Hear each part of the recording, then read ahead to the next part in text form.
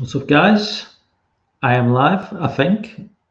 As always, quick check, Am I coming through loud and clear? I should be.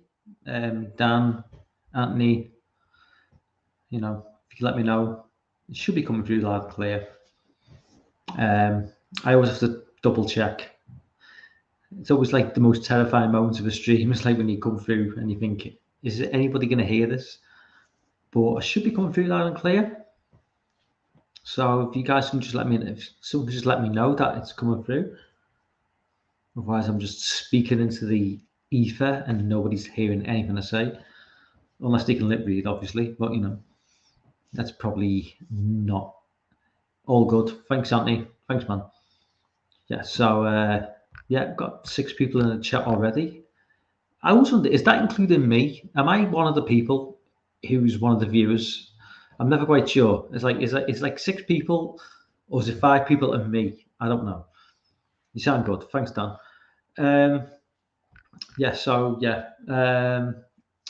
It's been a week, man. Last week was a shortened stream. Obviously, Darren's in the chat as well. What's up, Darren? UK represent, got a bit of UK representation at this late time of the night. It's good to have you guys on board, man. Because obviously, streaming at it's like 12:30 at night in the UK, and so obviously Darren and Anthony are well aware of that fact. So they must be night owls. Either that or they just don't sleep. I don't know. It works for me because obviously, I don't work Wednesdays, so I can stay up as late as I want. And obviously, doing that late night stream on a Tuesday, I've learned over the course of the last 12 months that it does bring in like you guys from certainly on the EST, Eastern Standard Time. I don't know if you're all on that time zone, but I think it helps, because obviously, it's like 7 p.m. It's a good time for American audiences. Darren, good to see you on board, man. Anthony, as always. Dan, obviously, you're always there supporting. I've got a lot. I wouldn't say a lot to get through tonight. It all depends on how much I rant. There's quite a lot to go through in terms of last week there wasn't really that much to talk about, I don't think, which was kind of like good because it kind of coincided with doing Piz's stream. So I kind of just did like a 45-minute stream with Griff, and then just jumped over onto Piz's stream, which is kind of handy because didn't really have that much to talk about. I don't think there was really that much to talk about in terms of what's going on, certainly in the horror community at the minute. But a lot's dropped this week. A fair amount has dropped, and plus other stuff that is worth talking about. And I think the first topic tonight is I don't want to talk about Netflix again, and because I did do this last week, but talking last week about Netflix losing money, and I think me and Griff talked about it, and then we debate it again in Piz's stream, his Patreon stream, about where does Netflix go from here. But a big one of the a sort of big YouTube channel who I do follow, Nerdrotic. He's one YouTuber, but they have a show which goes through his channel on a Friday night called Friday Night Tights, which I really enjoy.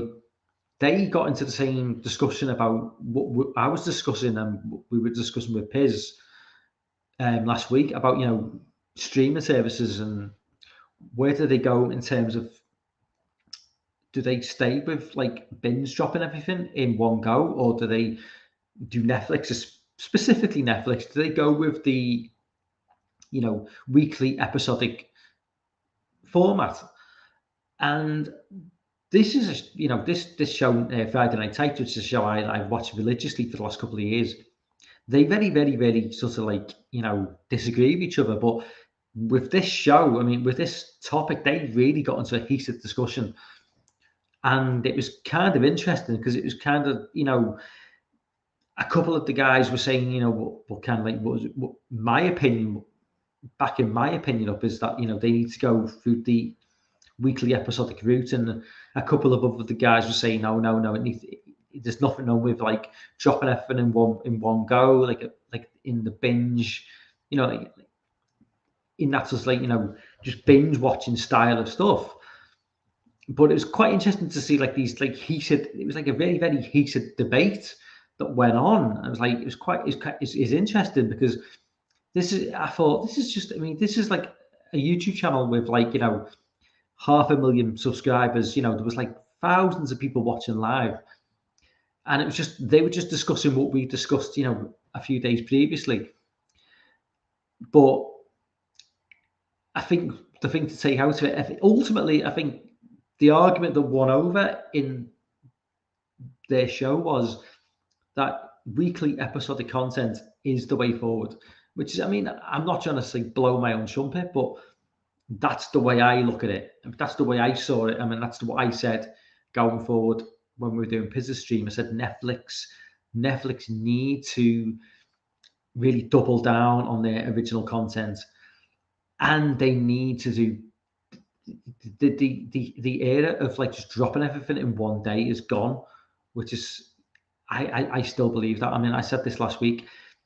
If you've got like I said, I'll be more. I'll specify more clearly now because it's more difficult when you're in a stream with like 5 or 6 people to get your points across. But it's easier now. It's like if you've got something like Stranger Things season 4 about to drop.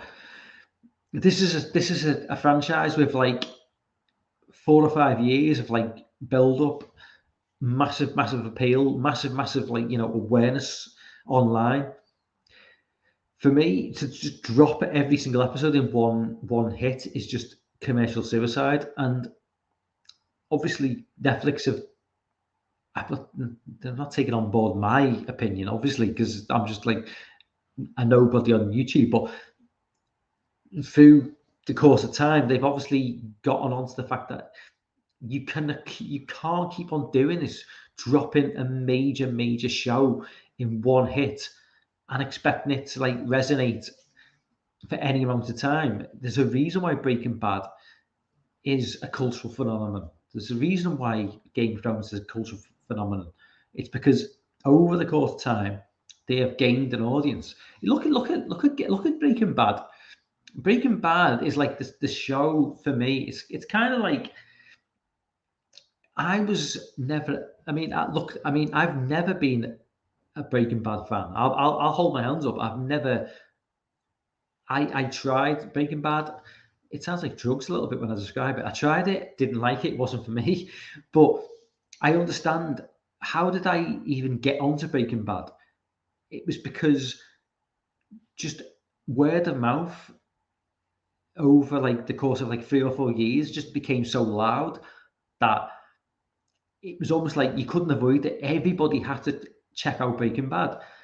And with a streamer, if Breaking Bad had been on Netflix in like 2013 or 2012, that show would not be at the level it is now, in my opinion. I think the word of mouth aspect of Breaking Bad just became so large, almost it parallels Game of Thrones to a point. If you look at Breaking Bad, how many people were down with Breaking Bad in the first two or three seasons? Probably very few. It just gained over the course of time. I think if Breaking Bad had been dropped in one season in 2012, I'm not entirely sure. And then they'd done the same in 2013 and 2014. I'm not entirely sure it would have gained that level of like adoration that it's got now. I just think ultimately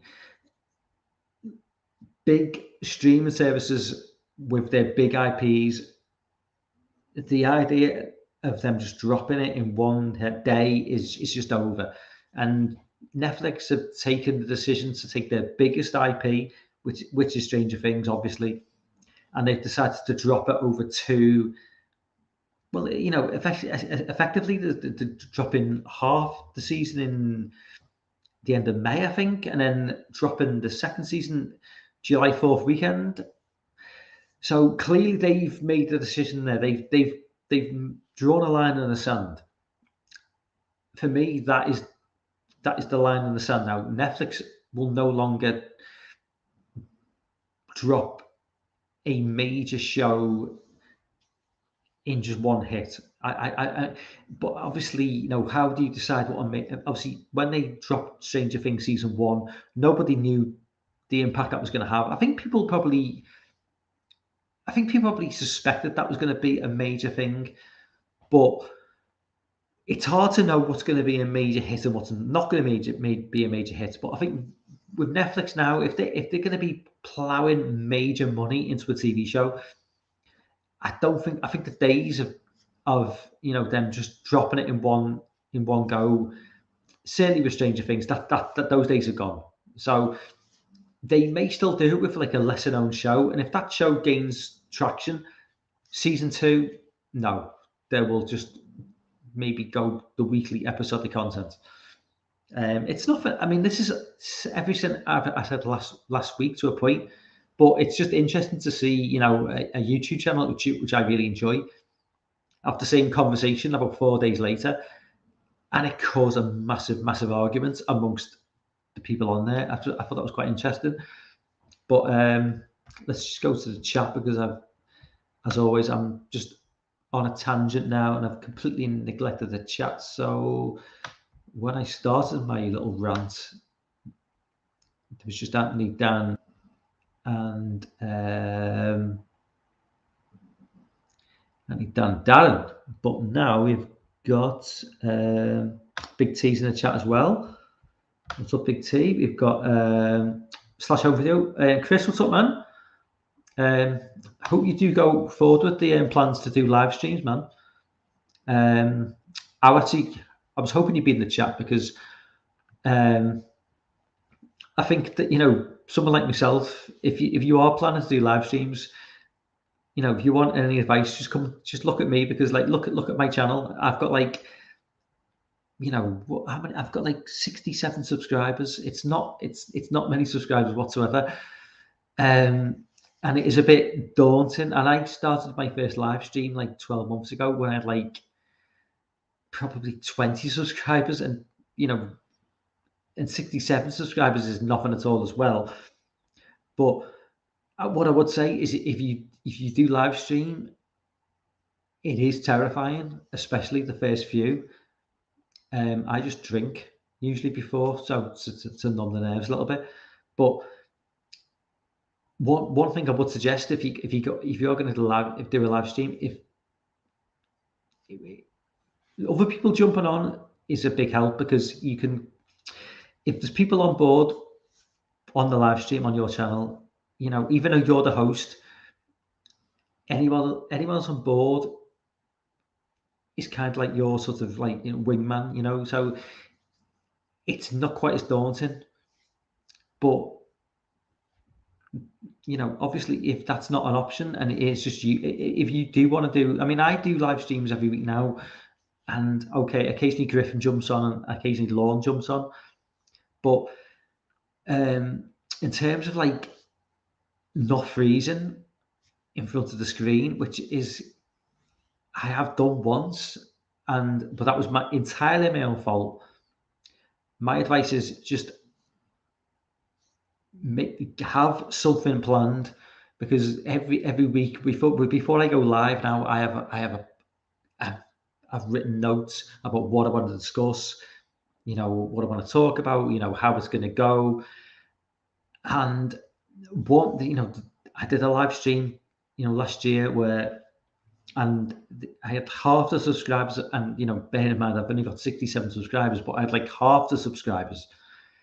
Went live, and nobody went live with me, because obviously I had so few subscribers. People were busy, people were doing other stuff, and people didn't click on. So I go live and there's nobody watching, and I haven't really sort of I've not really sort of researched what I'm going to do, and I'm just like talking into the ether, and nobody's there, and there's nothing more disheartening than that. And I just got really, really pissed off, and I got really angry with myself, and I just ended the stream. And after that stream, I was kind of like, that's it, I'm done. I'm never going to stream again. I'll stick to doing appearing on Piz's Patreon stream. That's it. This is not for me. And I thought, a couple of days later, I thought, fucking hell, man, that's all on you. That it's your fault that happened. It's nothing. It's not down to anybody else. It's not if somebody with 50,000 subscribers turned on and went live and nobody turned up, you would think, well, that's on them, which it would be. But if you've only got like 30 subscribers or 60 subscribers and you go live and nobody's watching, it's nobody's fault. It's not their fault because you've only got a few subscribers. It's not your fault because you've only got a few subscribers. You've just got to work at it and get through that, and if there's one thing I've learned from YouTube is you've got to be tough on yourself, but you've got to just dig through it and just plow on. And at the end of the day, it's like the community, this community we're in is like, it's just a fucking golden community. I've got 67 subscribers. A couple of weeks ago, there was 14 people in the chat, which is like a third of the subscribers. That's just insane to me. It's 14 subscribers, 14 viewers doesn't sound like a lot, but when you've only got like 67 subscribers, that's a hell of a lot. And there's a hardcore community where we're all involved in that, are always on board. Everybody jumps into everyone's streams. Everybody's always commenting. Everybody's is always for everyone else, and it's just a great thing. And I tell you what, with COVID, the last 2 years, I think a lot of people have just kind of being brought together, and it's great because before COVID, I kind of just was watching YouTube but not participating, and I've always watched Piz, and like the Sausage Factory in Region, obviously it turns to Region 3. But before COVID, I was kind of like just a bystander. I just watched shit. I would never contribute. And after COVID, when COVID kicked in, and it was kind of like the world just became more like disconnected. It kind of came more connected without sounding too cheesy. So I kind of just hooked into the Piz's Patreon stream, because I didn't know what Patreon was at the time. I've discussed this before, but I didn't know what Patreon was. I was just a fan of Piz, just always watched his videos and stuff, used to comment in the chat, and then obviously found out about Patreon round about just before COVID, joined his Patreon, started obviously appearing on his Patreon streams, and then just talking to other people who are new as well. It's so bizarre, the idea that talking to Piz, the first Patreon stream I did, I was talking to Piz and Lorne, people who really looked up to. I'd been watching Piz for 10 years almost on YouTube, and Lorne through the Sausage Factory, someone I respected a lot.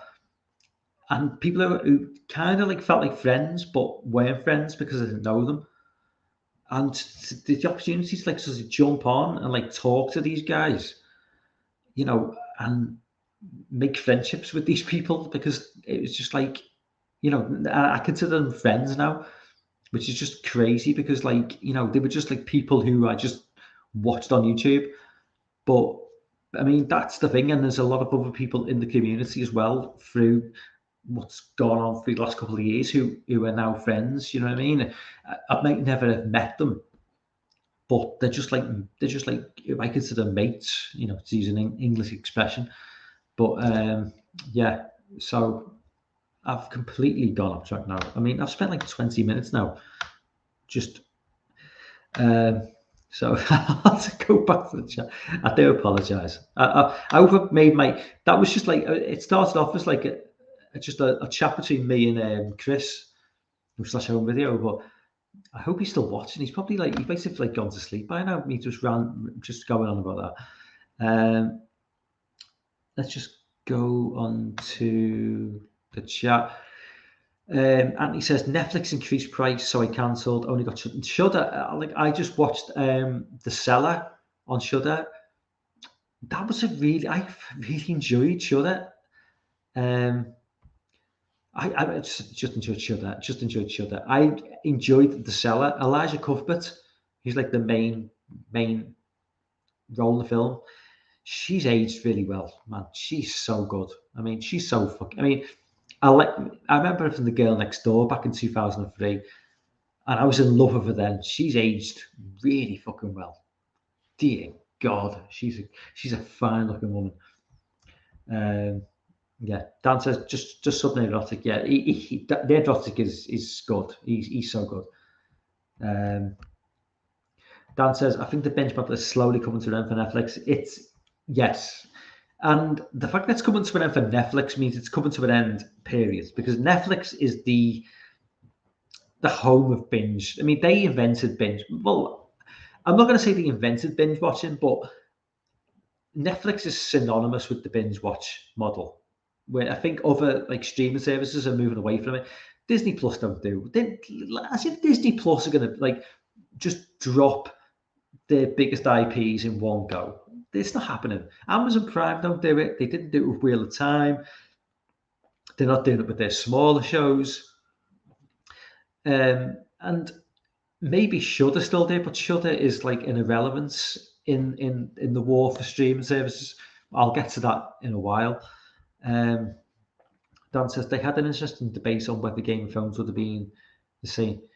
Yeah, well, I watched. If you're talking about Friday Night Tights, Dan, yeah, I watched that. And it was interesting watching those guys because they're like tight, you know, they're good friends, but they really went at each other with that. They really sort of like sides. They were divided on that. They were like insulting each other big time and I think Jeremy was of the feeling that it's binge watching is still the way forward, and like Gary was saying, and Ryan was saying, no, it's weekly episodic TV shows, and I go with Gary. For me, weekly episodic TV shows is the way forward. It was weekly episodic TV has been the way for the last 60 years since TV was a thing. Binge watching became a thing in the last 10 years. Yeah, okay. Netflix have made this popular, but I think people are going to move away from it again. And I'm not entirely sure it's what a lot of the public want, but I think networks know that there's more bang for your buck, so to speak, with just building up that hype again, because we all know that a phrase they use, which I'm not wasn't aware of, but I'm sure I understand it immediately, is water cooler TV shows. The idea that it's like people in offices talking over a water cooler, getting drink, talk about what they did last night, what were they watching, and then they discuss a TV show, and it's like, oh, I'll have to check that out. If it's a binge watchable show like Netflix, where it drops in one go, you go home, watch it, and you could watch the entire season in one night, and you'll never talk about it ever again. Game of Thrones wasn't like that. Breaking Bad wasn't like that. Lord of the Rings will not be like that. There is not a chance in hell that Amazon Prime are going to drop Lord of the Rings is just in one hit. It's just unthinkable, because commercially, why would they do that? This is like a show they're going to spend close to $1 billion over the course of how many seasons, as if they're going to just drop it and then just walk away and then drop another season 12 months later. No. There's a reason why Game of Thrones was a cultural phenomenon. It not only was it a damn good show, although it waned off, towards the end. The reason why it was, as successful as it was is because throughout every season, they gained more and more followers. People talked about it, got other people on board, other people watched it. That's the thing about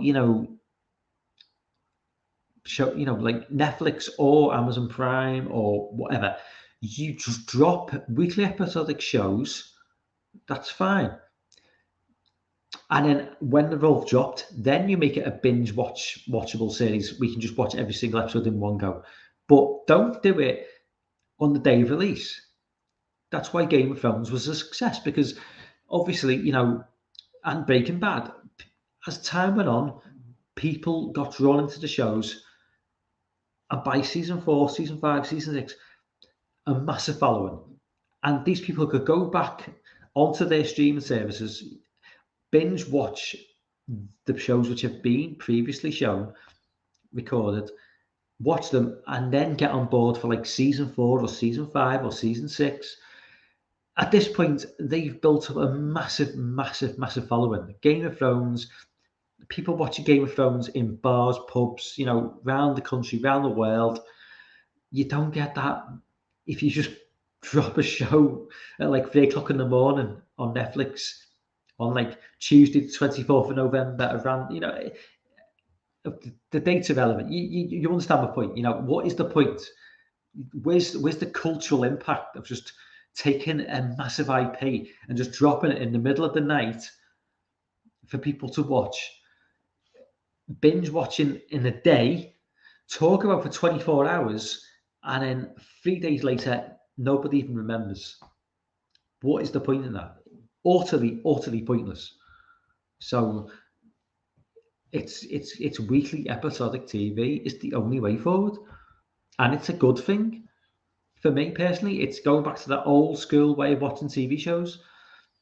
If anyone can remember, is old enough to remember, Dallas and those old TV shows. I'm not old enough to remember Who Shot JR. I mean, I'm not that old, but an entire country at a standstill, what, and then coming to watch a TV show to see who shot someone. You can have that. You can have that. You can have that across the world if you get rid of the binge formula and just go back to the old school way of doing it.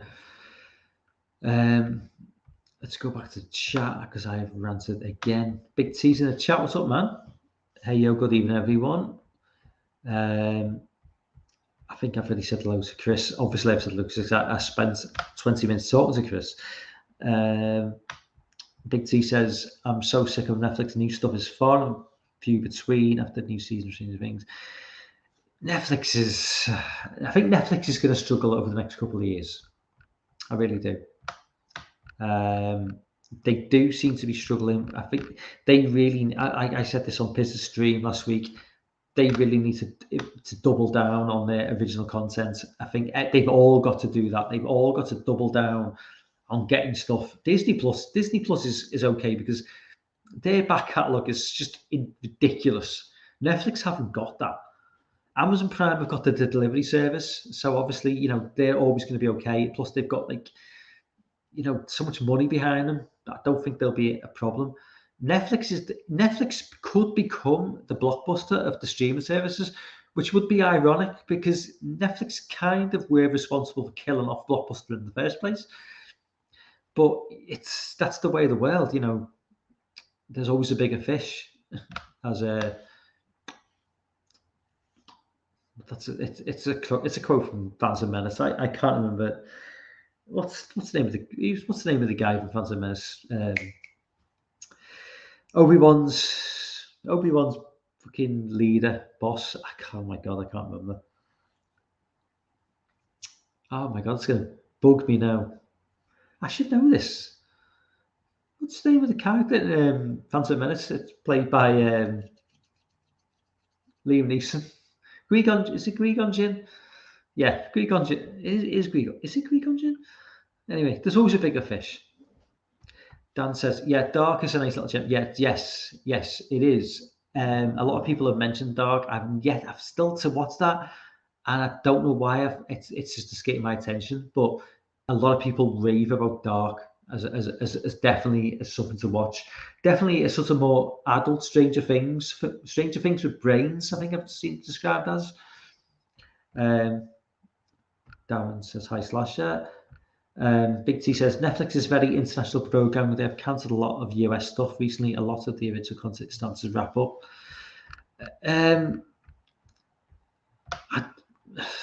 That seems like a crazy move from Netflix, but I mean, I don't know. I mean, honestly, I don't. I'm with Amazon Prime at the moment because Amazon Prime, if you're not with Amazon Prime, very often they always offer you a 3 month subscription, which is something Netflix never do.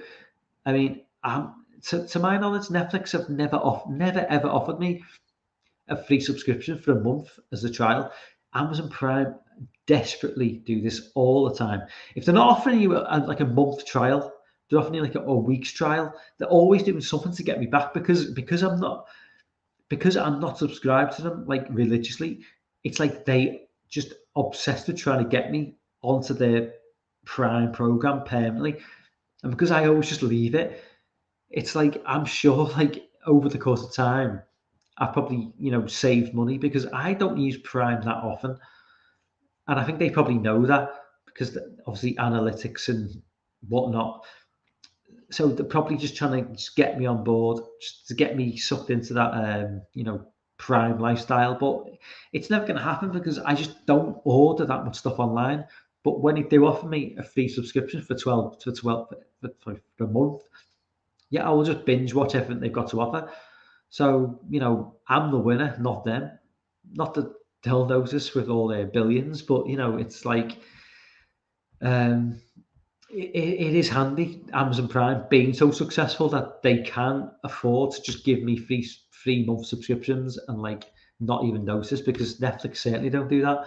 Netflix probably would feel the pinch if they were just offering 3 months for so many people. Dan says it's going to take Netflix years to reorganize. Definitely needs a couple of new strangers a little bit. That's yeah. I mean, I agree, and that is a big ask. It's a really big ask. I just think that is so.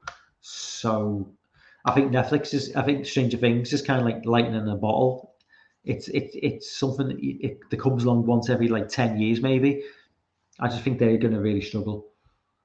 I've already read that one. Ben, oh, what's up, Ben? What's up, man? My was a pretty cute show on Netflix. It's having a season 2. I've not seen that. I'll have to check that out.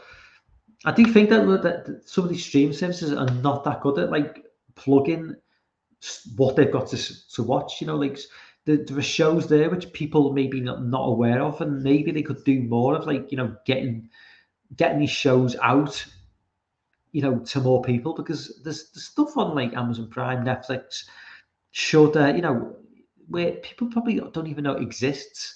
And that's the problem with just like dumping stuff onto streaming services all the time.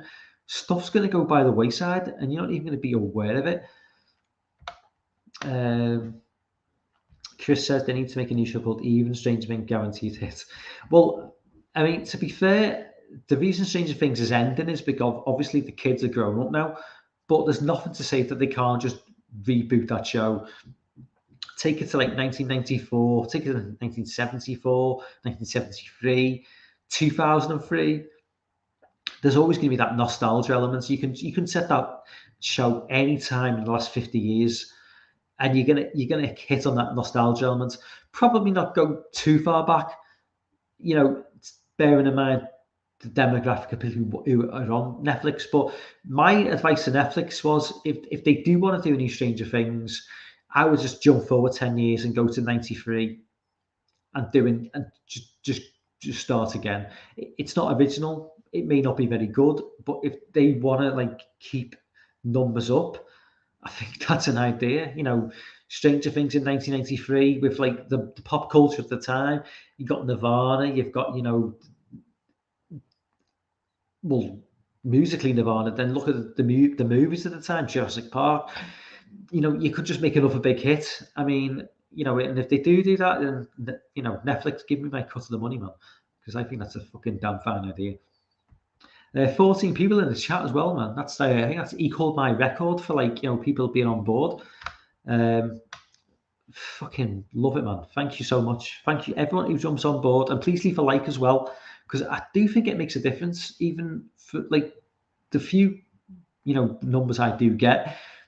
The likes, the number of likes I get seems to affect like how many views I get ultimately on the video overall. So please like the video.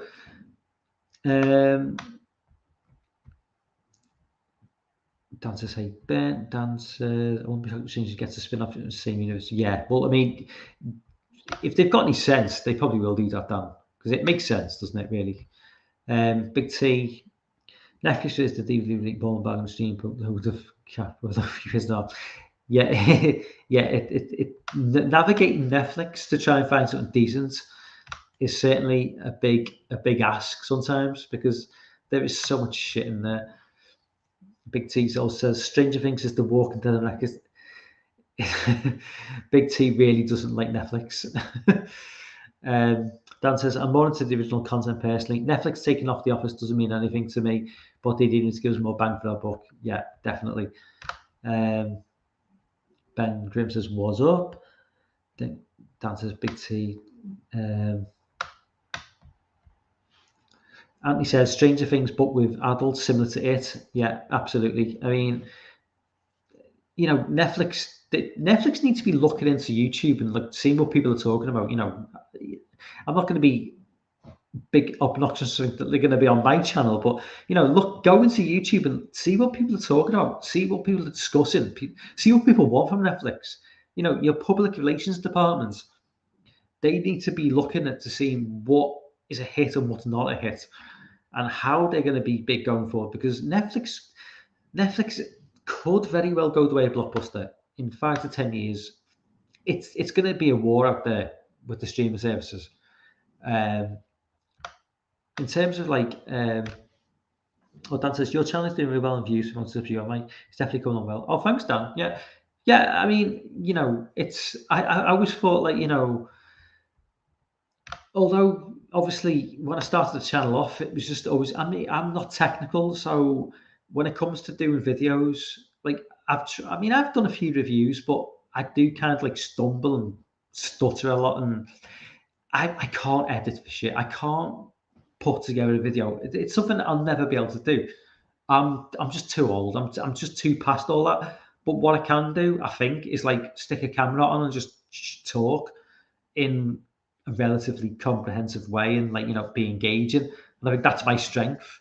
So, you know, although I'm not going to completely abandon doing, like, you know, other stuff, I think my strength is just doing live streams. And I like to think that, you know, looking at the amount of people who watch compared to the subscribers is like a really big deal, because it doesn't really correlate. Because I look at like other YouTube channels who, like, you know, might have, like, you know, 10,000 subs, and they'll do a live stream and there'll be, like, you know, 40 people watching. I'm like, well, by that logic, you should have, like, you know, maybe, you know, 200 people watching.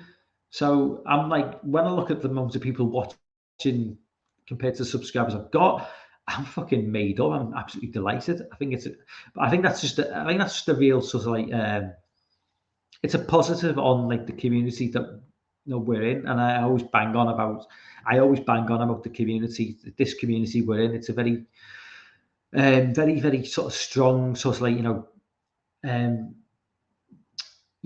always very sort of positive, and like we're always supporting each other. So I think, you know, whenever somebody does go live, people just jump on and are always there in the chat. I would obviously, you know, like to be more, you know, in the chat a lot more often with some of your guys' streams, but obviously it's like, you know, if it's 3:00 in the morning, it's not happening.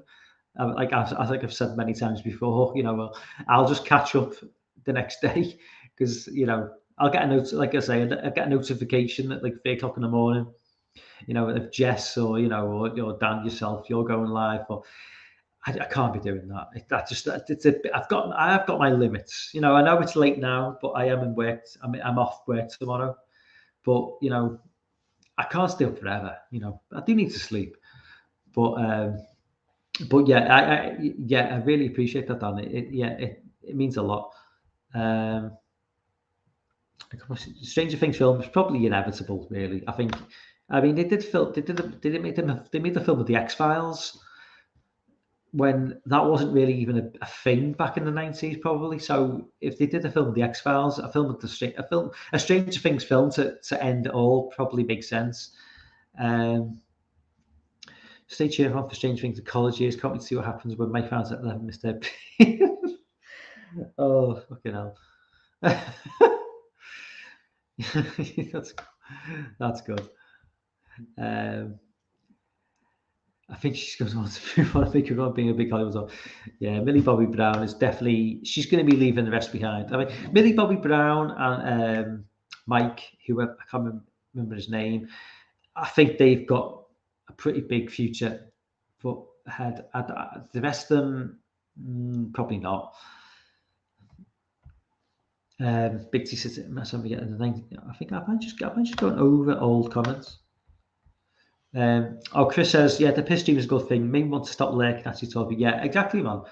Yeah, I mean, you know, if you do decide to start doing live streams, Chris, it like I said earlier on, you know, once you started it's nothing more terrifying than like going live with just by. I mean, it was terrifying enough going live on Pizza Stream, but like when I first made, you know, the jump to just doing a live stream by myself with nobody else, yeah, it's pretty terrifying. But it does get easier, you know. It's like anything else, you know. I mean, you get used to it, and you know, you just learn to roll with the punches. And like I say, it's just, you know, like I say, just if in doubt, just get loaded and just go on pissed and just see what happens. That's what I did first time. We left off in 1985, right? Is that related to Stranger Things? Yeah. Well, yeah. I mean, Stranger Things season. The new season of Stranger Things is going to be 86.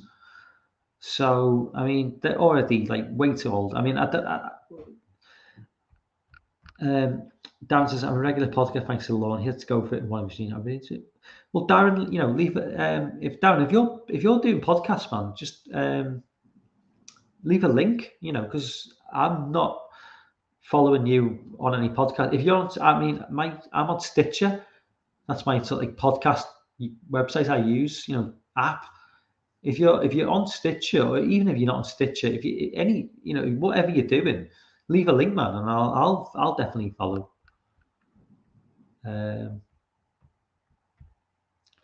Big T says, I believe the kids are there in the first year of high school. 13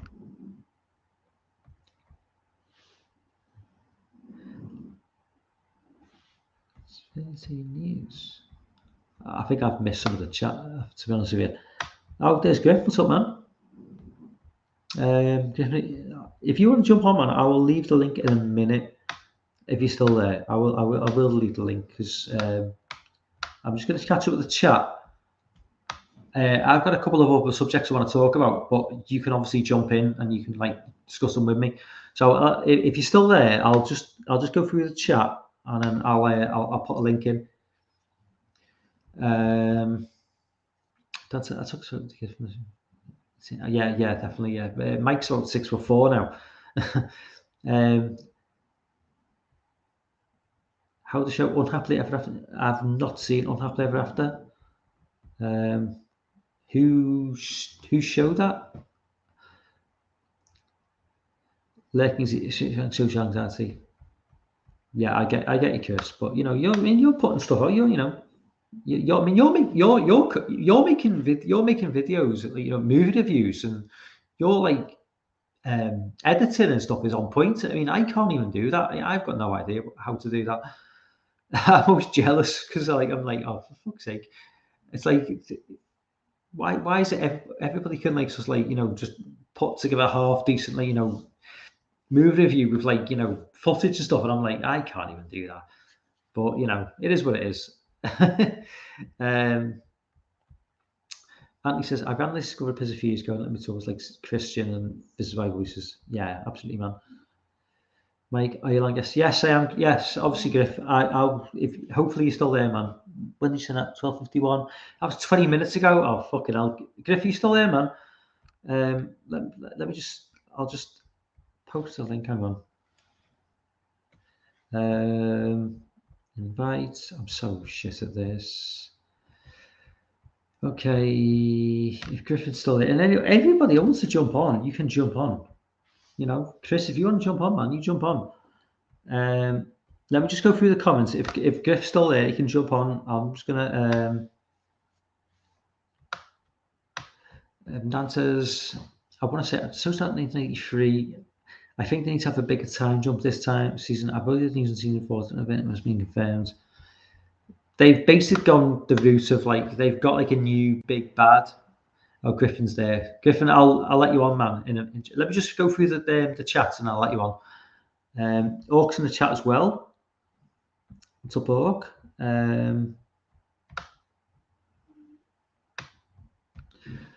Dan says, I mean, if they enter early into the church, it would still be nice. I could see Mike getting into Grun's eternal edge. Yeah, definitely.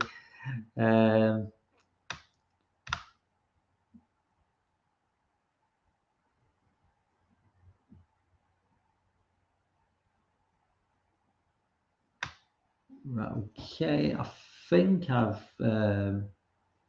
okay. Hello, Griffin. Speaking of getting pissed. Sorry, man. Sorry. I know you've been there 20 minutes. I'm just like going back through the chat and like, oh fucking hell, Griffin's that's there. Okay. You're ranting. You're getting into the groove. Well, entertaining the masses. It starts off as like a relatively sort of like innocuous comment in the chat, and then I just go on a fucking rant, or just like a random train of consciousness, Yeah. But how's it going, man? Anyway. Oh, it's going okay. Yeah. I've been catching up on all those A24 movies, man. Finally watched Midsummer and Fabric. Yeah. Midsummer's a great movie. Yeah, Midsummer was good. That ties in nicely with like something I've got to talk about tonight, actually. Oh, really? A revisit of Hereditary. Oh, yeah. Yeah, I've not seen that film since 2018, so revisited it 2 nights ago. Mm-hmm. And that basically that was literally I was just looking for talking points for the stream tonight, and one of the things that came to my mind was watching Hereditary back again. It's the stuff that's scary in that film is like a couple of things that it's the thing that makes that film scary. It's kind of like I would say it's not like there's like that many jump scares. It's more like the thing that's scary about that film is like it's the music. It's just that impending sort of like doom, like that the soundtrack hits like constantly when he's in the classroom, and it's just like you're waiting for something to happen. Yeah, you hear the yeah, and well, that as well. But yeah. it's what I think what the point was going to make, which is like regarding the film. But the reason I brought the film up was why I was going to bring the film tonight is like what is scary as a kid changes as you get older. So as a kid, you might be scared like Nightmare on Elm Street. A guy with a hooked hand, or a guy with a machete. It's as you get older, that's just like it's fun. You watch that for fun. It's like comfort. It's like comfort food. It doesn't scare you. Something like Hereditary, which is like obviously involves kids. If I've got, have you got kids? No. Okay. But I could see it being fucked up, but that's yeah. I was going to bring that up. That's the most terrifying scene in the movie, to me, the most impressionable, is when she walks into her son. That she has that. Okay, spoiler. It's a nightmare scene of her walking into the bedroom and telling her son that she doesn't love him. Yeah. It's like, oh shit. Yeah. But it's that combined also with the scene with and one of the things which is like so effective with that film is, I think, what is terrifying as well, like, is as you get older, like conventional, like, so like decapitations don't really bother me really, because like it's just not a big deal. People getting arms chopped off, that's not scary as you get older. But there's something about like seeing a human body in positions that they shouldn't be. Mm-hmm. You know, it's so like the scene where he goes in the room and she's just like Tony Collette is like just on the ceiling, just staring down. It's like human beings aren't supposed to be like just in that position. And this and as he runs away and he goes up to, to get into the loft, the way she runs, even just the scene where she's chasing after him is like quite scary. There's something about the way she's just running, because Yeah. even though she's just running, she's like fucking possessed. And obviously the scene where she's just like banging her head on the fucking, that is just so fucking scary. I mean, And it's that well, and then the actor, was it Josh something? He plays it, yeah, He yeah, plays it well with him, like, like in movies, characters kind of just take things as is, but in that movie takes it like as a complete shock of him not, because that's how people are in real. Most people are. yeah. Most people react with like they don't understand. So him trying to calm his mother down, even though she's banging her head constantly. Like you would be like movies kind of portray it like characters kind of have a little better fortitude, but in that movie I think they portrayed that perfectly in that scene Yeah. with him I mean, freaking out, like him trying to calm his mom down. I don't think he's the best actor. No, but I'm just saying, I thought he in that Yeah, scene, yeah, I thought he was yeah, able to convey that. yeah. In that scene, the reason I say that is because he was in Old, the Shyamalan film on the beach. He's like, like the kid who like they have a baby. He's like he. Have you seen Old? No, I haven't seen Old. Oh, right. Well, it's like that M. Night Shyamalan's last film with a Yeah, his lot of. latest Yeah, yeah, masterpiece. it's really bad. It's really bad, and he's in that film, and his acting is not very good. But nobody acts very well in that film.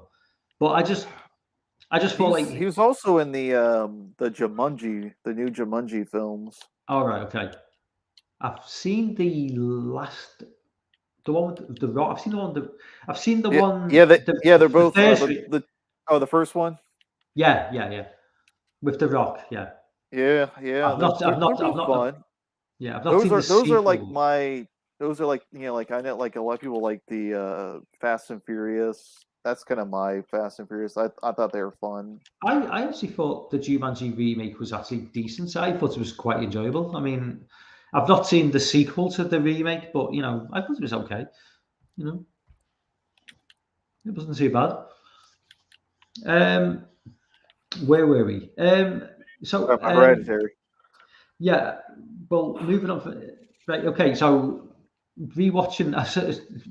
What another film was going to bring up. I was rewatching old movies. Have you seen Rosemary's Baby? Yeah. Yeah. Okay. So I rewatched that. I haven't seen that in the longest time. I Mm-hmm. mean, it's going way back to like the 90s. I rewatched that, and it's just, just Talk about that's a movie that really I know that's the director and everything. We're not gonna bring that up, but that movie perfectly showcase is able to show that character's plight, like it's showing her perspective. Like you feel hopeless just like she does in that film. yeah, Like yeah, totally hopeless. It's like, oh my god, it's like not only is she, is she pregnant, but she's also like she can't trust anybody, not a yeah. single soul, Th- nobody, and it's This, absolutely just what's the word?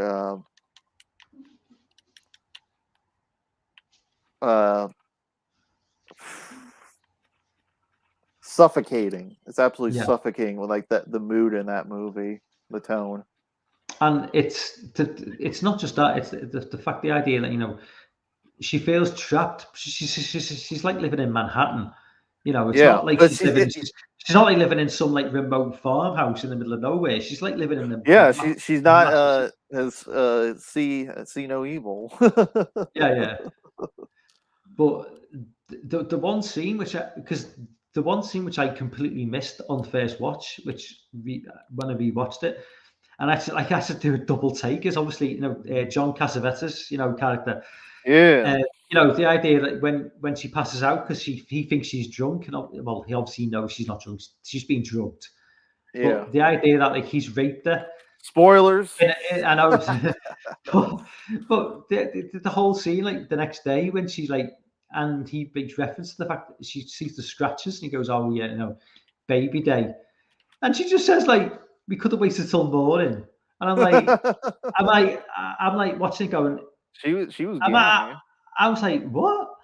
I like this is 1968. I didn't know this is like 1868. It's like this is like normal back in the 60s. It's like she's asleep. He's just like had sex with her, and she's just like okay with it. I'm like fucking hell, man. I was like, what? And he mentions necrophilia as well in the sentence. I'm like, and I had to rewind the film and go, am I watching this? It's like, is this like real? I was like, gee, I mean, talk about films is problematic. Most films which are problematic to like, these fucking nut jobs now aren't problematic. This is like genuinely just like, I was like, fucking hell, this is like, I was not expecting that. Yeah. I was like, fucking hell, this is like, just what? Because I could, when I watched this in like the 90s, I didn't even get onto that scene. But, as you Mhm. get older, you pick up on more stuff, and it's like, Jesus. But Yeah. it's That's a a great that's film. a that's a very powerful film. Yeah, it's a great film. I just love the idea. I just love New York, especially. It's like this idea of showing New York in the '60s because like Yeah, I've, it's we've got so this. so like Well, isolated, and you're like in the yeah, middle of Manhattan. yeah, but also it's because like growing up as a kid, I've grown up to sort of like associate New York with like the '70s and the '80s. Hmm. As a just what I've consumed in terms of like movies. Growing up with like Scorsese and a lot of the other stuff, it's always been like '80s and '70s, and to see like New York in like in the '60s, it's kind of like slightly different. It's like it looks at like slightly less dirty. It's like, it's probably sure it wasn't like perfect, but it just like it looks a little less grimy than what it does in the '70s and the '80s. But um, Yeah, because it started. That's where it started because that movie came out during the that was in the start towards the start of the new Hollywood movement, which was the revitalization of the film industry because films were not doing well throughout the early 60s. Like it was like your monster movies were dying. Yeah, they were, no one was really going to see those. Westerns weren't doing the greatest, and musicals were doing okay, but then you had those gigantic epics like Cleopatra were bombing, and those were like the equivalent like Cleopatra is like Cutthroat Island yeah, or the Lone Ranger. But then we had stuff like Rosemary's Baby, The Graduate, Easy Rider, The Wild Bunch. Those were complete new evolution. And that's where yeah, that we wouldn't be like where we are today if it wasn't for because that's what gave birth to like or gave a chance for like guys like Scorsese, De Palma, Coppola, Spielberg, Lucas. They all got started in that time. Carpenter, all of them, Romero, they were all at the forefront. All the guys the directors we cherish. That's where that they all got a chance because of that decade. Like the late '60s to '70s. yeah.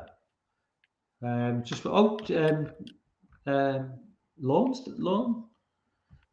London, if you want to jump on, man. I don't know if you're in work at like 3 o'clock in the morning, but if you want to jump on, man, please jump on. It's been too long since we've spoken. Um, Just trying to go through the chat a little bit. Bonnie Army's in the chat as well. Bonnie Army, what's up, man? We got Orc, Bunny James, Army, Jamie's in the Jamie. chat as well. It's booming tonight. We had 15 people in a minute ago. So I think it's like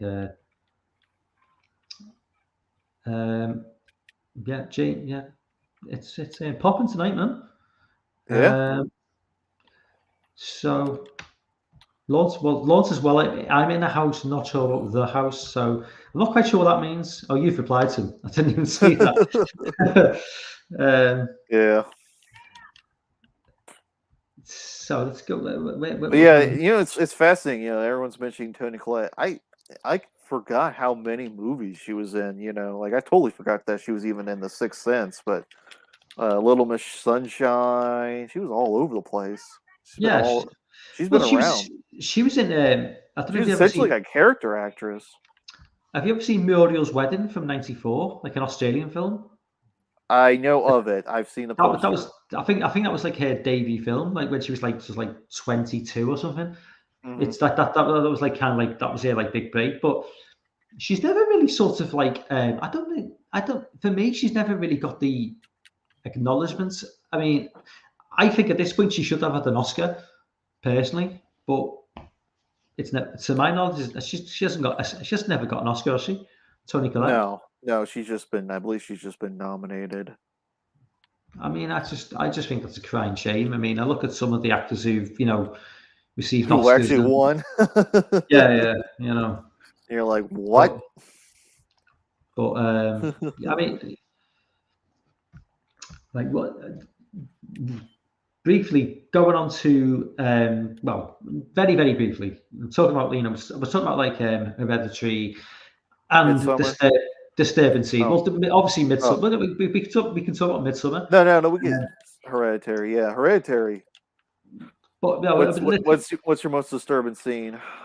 No, I mean in terms of like obviously I was going to talk like in terms of disturbing scenes. It got me thinking about movies which not necessarily out and out horror movies, but with like really disturbing scenes. And for what that always comes back to me is Jacob's Ladder. The scene where he's on the bed and he's getting wailed through like this great, and just the images when in he's that in the scene. when he's getting the surgery on him. They're performing surgery. Yeah, and there's just people on the ceiling and they're just like staring in and they're just crazy. And there's the one thing that sticks with me more than anything in that film, the one scene is it's a scene within a scene. It's as he's getting wailed through.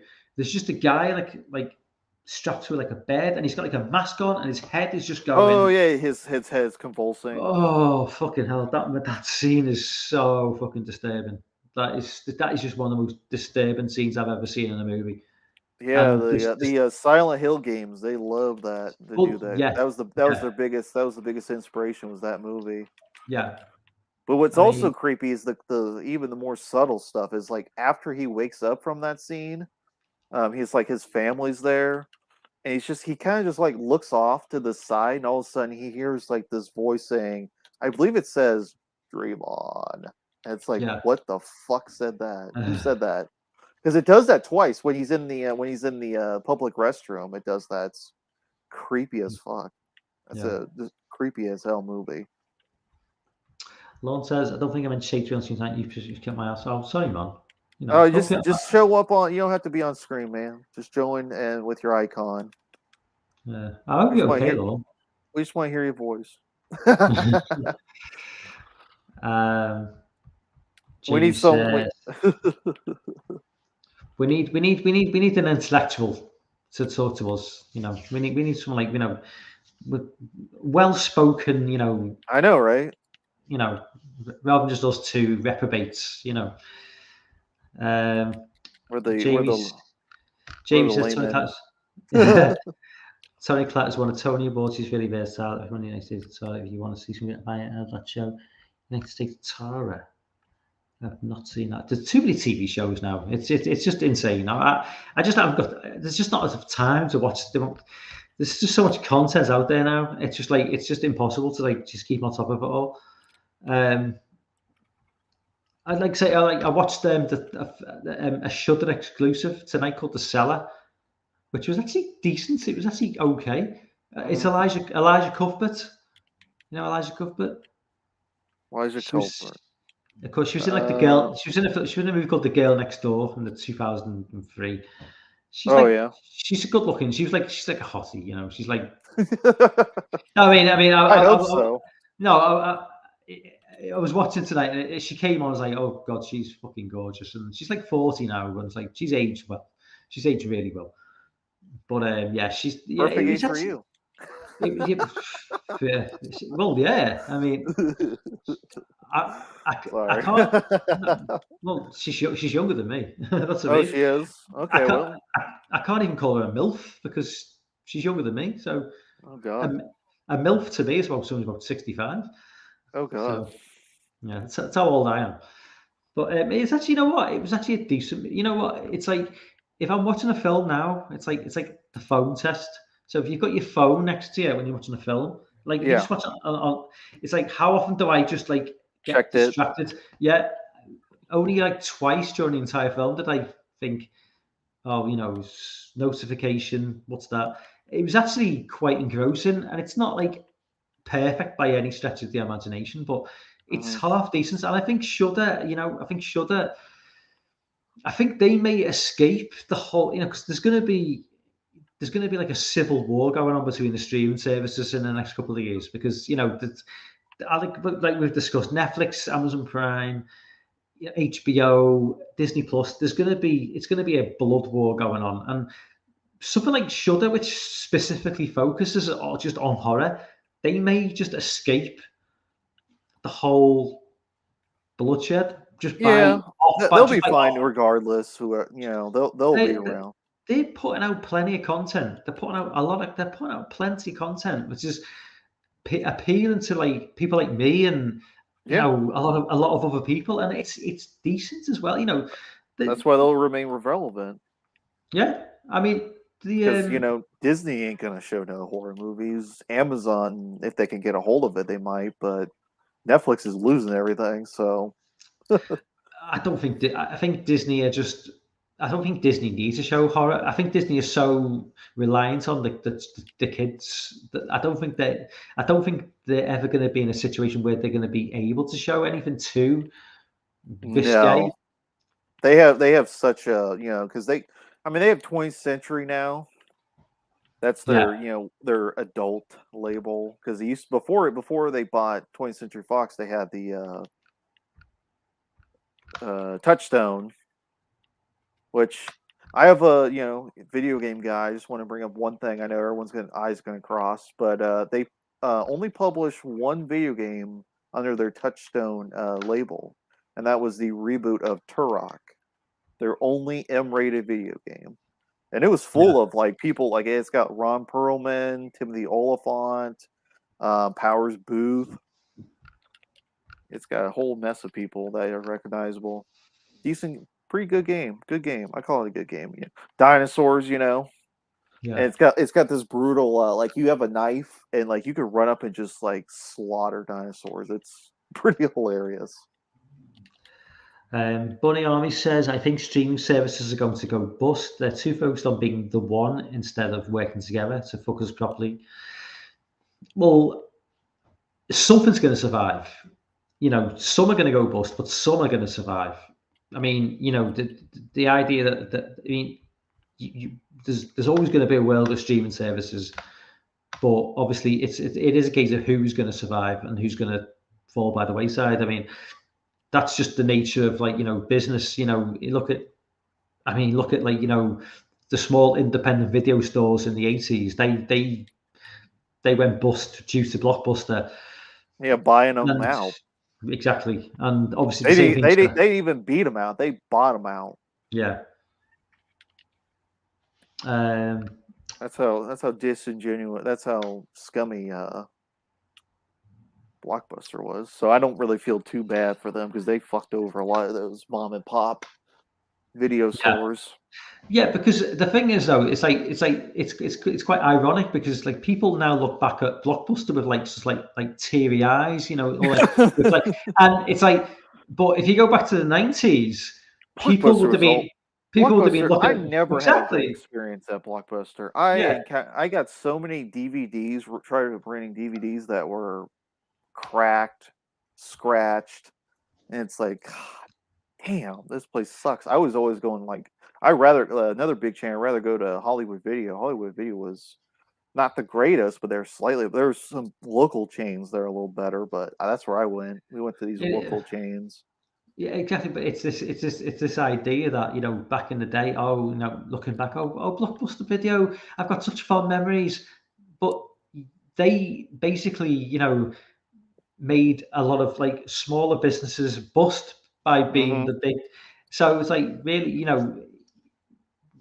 I think people of a certain age have certainly memories of Blockbuster in a positive way because maybe they're slightly young. That's their last experience of physical VHS. But like for me, some my age is like 45.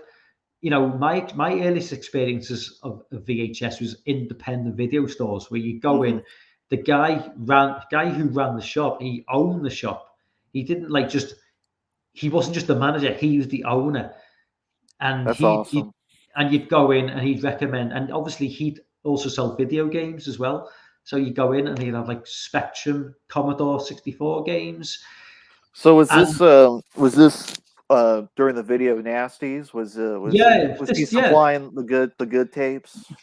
Well, I mean, he was supply. He had that's the ironic thing is right back in the day. So this is going back to the mid 80s, like from where I grew up. It's a fairly big city, so I had a video store. 5 minutes one way and 5 minutes the other way, and both video stores had adult videos. Now I can't remember whether there was this may have been just after the video nasty scare because I was like born in 76.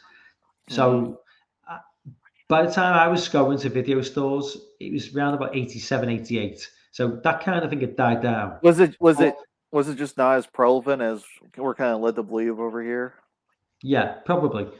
But I mean, they were selling, adult videos, like just the top shelf stuff, like the stuff that, it wasn't hardcore pornography, but it was like censored hardcore pornography.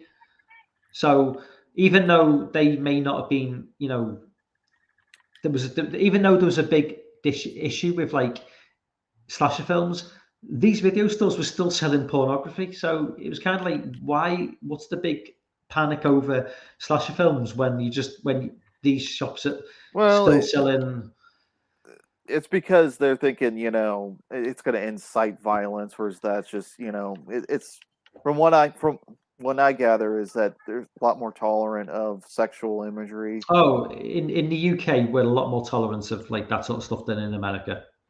Whereas I think in I think America, like you're because you're like more tolerant of violence. yeah, which I find funny because like the Bond movies, a lot of them got cut, like especially like the Dalton ones and the Brosnan ones got cut quite a bit. They got like not a ton, but still more than so because I was kind of fascinated that there's a lot of like little extra snippets of like Bond hitting somebody and kind of cuts it a little quicker. Especially of Famke Jensen and Goldeneye, they cut that. I believe that where he judo chops her in the back of the neck. And they cut that out of the Yeah. UK release, I believe. So it just looks Well, like she falls over. well, Sean Connery believes in hitting women. Period. Anyway, it does. Have you ever Not with a seen? closed fist. Have you ever seen the Yeah, interview? Yeah. yeah, that was great. I don't think And, Sean Connery would have if he made that statement now at that well, age, you he would never he did would you have been pay? cancelled quick. Yeah, when he died, all these people on Twitter all of a sudden were coming out of the woodwork. Oh, because that interview popped up. Everyone was sharing that Yeah. interview. It's like, oh, fuck off. I mean, yeah, Sean Connery he was like old school. Oh He yeah, he was. was. He was But, kind of like one to me. He was like one of the last like big movie stars. he was a proper he Sean Connery was one of those guys like if he walked into a room, you would think that guy looks like a movie star. If Yeah. he if he walked in with like a tuxedo on, you would like go, fucking hell, that guy looks like a star. If Daniel Craig walked into a room with a tuxedo on, I wouldn't even bat an eyelid. You're like, who's that? It's like if my wife looked at Daniel Craig with his tuxedo, I'd be like, oh, whatever. If Sean Connery walked in, she was looking at Sean Connery back in his prime, I'd be like, okay, we're leaving. What are you doing? It's like, it's like, because I mean, Daniel Craig he just wasn't my type of Bond. Yeah. But he looks like a chav. Yeah. I love that. That's the what you guys consider hoodlums. Yeah. Oh, chav. Yeah. Oh, yeah. Chav is kind of like your redneck, I suppose, or just it's it's like the Jerry Springer show is kind of like they're chav. They're like our chavs. They are like they're just like the lowest of the low, Yeah, but I mean, I love the terminology over there. It's fun. Oh yeah. But you should really cover more. Bring the light more of these English films to because I don't think most of us here are from America or somewhere else. I mean, aren't too aware of because Dead Man's Shoes. That's a great. That's a great one that you. I mean, showcase. by my sort of standards on my channel, that's actually getting up to 100 views, which may sound ridiculous compared to other channels, but that's actually a steady sort of progress from when I released the video. It's been getting a couple of views. It's one of those films that kind of went under the radar for the most part. I mean, I think it did. I don't know how well. I'm sure it did fine over there, but over here, it's kind of like. Well, I mean, I recommended it to Piz as part of his Patreon, movie recommendations. So I was for a time I was paying, the £10 a month to recommend films because I was only on it for a while because I only really wanted to recommend 3 or 4 films for him, and then I just went back to the £5. You recommended Get Carter to him, right? No, that wasn't me. That was what's his face. That may have been the guy from Eric Freeman. Yeah. Eric Freeman was a fan of that movie. I recommended Dead Man's Shoes, which he loved. He absolutely loved that film. Yeah. Kill List, which he loved, which is another fantastic British movie. If you've not seen Kill List, check out Kill List. That's an early Ben Wheatley. Yeah, Ben Wheatley. Yeah, it's like a couple of hitmen. What'd you think of Free Fire?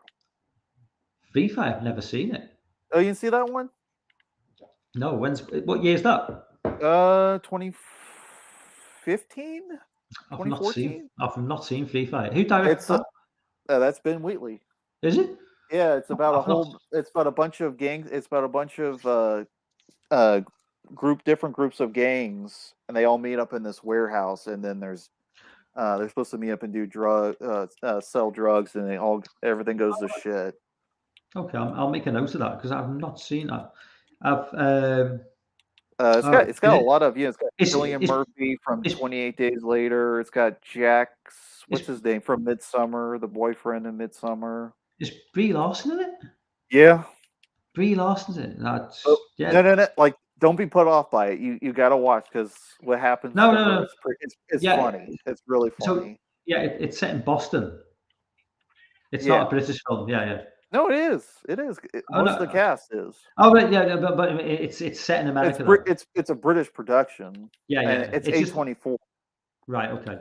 I'll make a note of that. It's just it's set in Boston in '78. So yeah, I guess it's like an Irish film, is it? Yeah, it's got Irish. It's got It's got English. I gotta learn to switch that off. British, English. Gotta say English. That's the proper way. It's just that us dumb Americans. One of the things that kind of irks with us is it's like when Americans say British accents, British accent is a thing. It's English. Yeah, and obviously even then it's you could go into 1,000,001 different sorts of it's like me saying American accent. I mean even. Yeah. you know, someone from New York doesn't sound like someone from Texas. Obviously, you know, I can tell that much. Yeah. Whereabouts are you from, Griff? Well, I'm from Kentucky, Kentucky. So so you but I don't was sound. You're gonna say you don't I sound was like I, Piz to I was me. born in California. Was originally from California. Right. I was gonna say because you don't have that drawl that Piz has. You know, it's like that like long drawn out like I've been drawl, told and I have the draw, but apparently not. well, you might do, but to my ears, it's like Piz really sounds like. I mean, to me, obviously, it's difficult. It's like asking you to like differentiate between like Oh yeah. different. It's going to be difficult for me. It's difficult for me to differentiate between, you know, if somebody said they're from Kentucky or they would say they're from like Alabama, I wouldn't know the difference. But I could Yeah. tell but I could tell the difference between someone from like New York or, you Yeah. know, Nebraska, obviously, because films are just like, you know, how many films have we seen where like, you know, with New York settings, you know, it's a bit, you know, it's like asking whenever like you ask an American. I mean, a lot of people, a lot has been made of. There's a new show, Moon Knight, the new Disney show, Moon Oh Knight, yeah. with what's it, Oscar Isaac. Yeah, Oscar Isaac. Some people have said he does a good English accent. It's fucking atrocious. It's terrible Well, because give me some examples of some good ones. I was just going to ask you that. What's some good examples? um well, I mean, you know, if you want to like obviously go for like upper end, you know, quality, like Michelle Pfeiffer in Play Margaret Thatcher. Oh, Um, really? yeah, obviously Michelle Pfeiffer's not gonna. Oh, not Michelle Pfeiffer. Fucking what's her name? Who's the who's the like the one who's won all the Oscars? Meryl Streep? Meryl Streep, not Michelle Pfeiffer. Sorry, Meryl Streep does a good, very well spoken English accent. You know, um, I'm trying to think. It's not many do a very good job. To be fair, I mean, and this is when they're trying to do a really generic English accent as well. So it's like Oscar Isaac. He kind of does the very. He's almost like he's looked at Dick Van Dyke and I thought, oh, I was like, oh god. it's just yeah. I mean, it's just it's not. He We sounds don't. he's what he sounds. It's like it's kind of it's hard to explain. He sounds English, but he sounds like someone who's trying to be English. If that makes sense, it's like it doesn't sound like any other accent, but Yeah. it just sounds like somebody who's trying to. If it's imagine you like programmed a robot to be English, you know, like an AI robot, I. and you program them to be English. They were talking this sort of very sort of like robot clipped robotic way, and Yeah. it just sounds there's no like emotion to it. It's very like emotionless. It's just yeah, Yeah. it's very strange. That's what it sounds like. But I mean, what do you think about like Robert Downey Jr.? How was his in which film? Sherlock Holmes? Oh, it's yeah, that's better. That's a lot better. That's a lot better than no. That's a lot better than Oscar Isaac's. Yeah, that's pretty good. The one that just completely stumped me was Christian Bale. I had no idea he was Welsh. I thought forever he was American. He doesn't. Well, he's basically English. I mean, I he. couldn't. I didn't know. I didn't know for the longest I time. I'm mean, just like, oh oh wow, yeah, he's such a great yeah. American actor. I Oh wait, mean, he's not. in terms of well, I mean, in terms of like his actual accent is English. He's not Welsh. He's Welsh in by birth, but Yeah. he's not. He hasn't actually got. He's not like Anthony Hopkins has got a Welsh accent. Oh okay. Christian Bale has got an English accent, but he doesn't. He was actually born in Wales, but he's actually got an English accent. Okay. But yeah, Christian Bale's kind of. I think British actors find it easier to do American accents than vice versa. I Seems just like think. it, except for Well, who's one that does it like there's one that does it terribly. Like McAvoy does it pretty well. Shoot. Let me think. I'm trying to think of like a good example of like one that does it like terribly. Oh yeah, there was one. She's nobody, but that girl from the Bye Bye Man, the blonde from that. She was. It's like, oh yeah, you're definitely English. You're not American. I actually can't remember. Is the Yeah, Bye Bye Man the it was the what's the Elm Bye Bye Street Man? ripoff. Recent Oh, Elm Street ripoff. I think I have seen it. Uh, oh my God, I almost thought of the I Empty Man. can't think of like a really good like. I can't think of a great bad English actor who. Lauren says, "Would you Although there's times where Hopkins just doesn't give a fuck and he just. I love it. Lauren Yeah, says, "What do speaking you of think?" which, we're lucky to still have Anthony Hopkins. He's in that movie with Alec Baldwin, and Baldwin pointing a gun at him. Well, The Edge. He was in that movie, and Baldwin thank, points a gun at him. thank Thank God God we we still still got got Hopkins. Jesus Christ, yeah. It's a good job he wasn't like just one of the set members. He would have been dead by now. We're just gonna fuck this whole thing up. Lauren says, "What do you think of my accent, mate? Go ahead, I'll get the popcorn." So, does Lauren do an impression of him?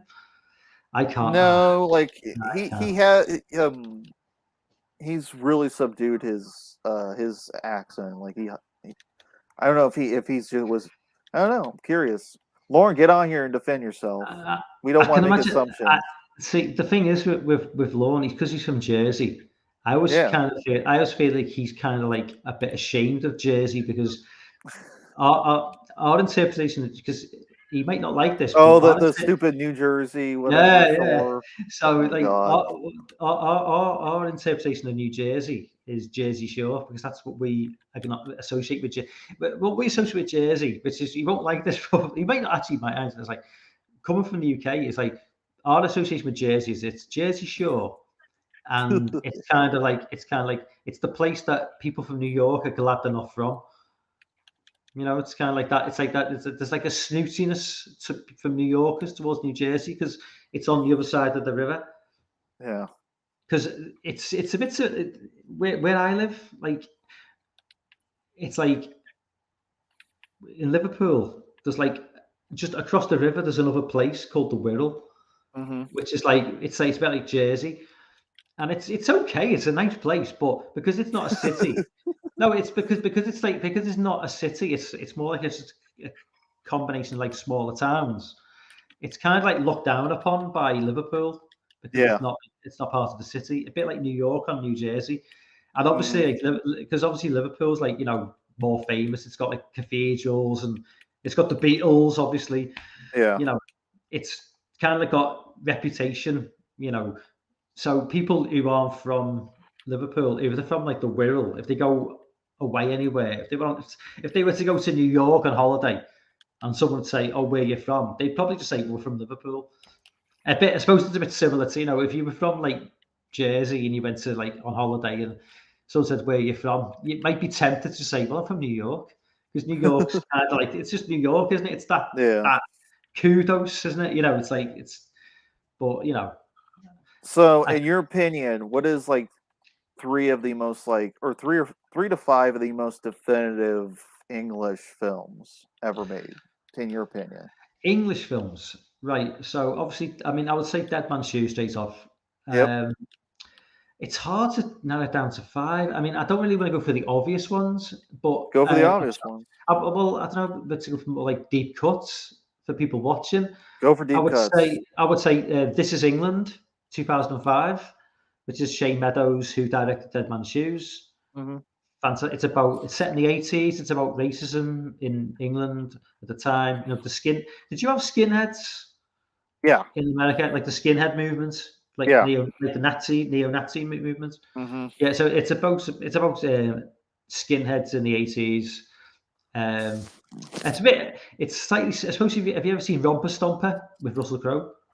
That's one I have not gotten to. Yeah, well, it's kind of like a UK version of Romper Stomper. I would definitely say This Is England. Mm. Um, it seems like definitive English films, but staying deep cuts, it's hard, you know. I would say I'd throw out. God, this is really hard. Well, like, I mean, I've mentioned Paper House before yeah, from '88. That's a great movie, which nobody knows about. yeah.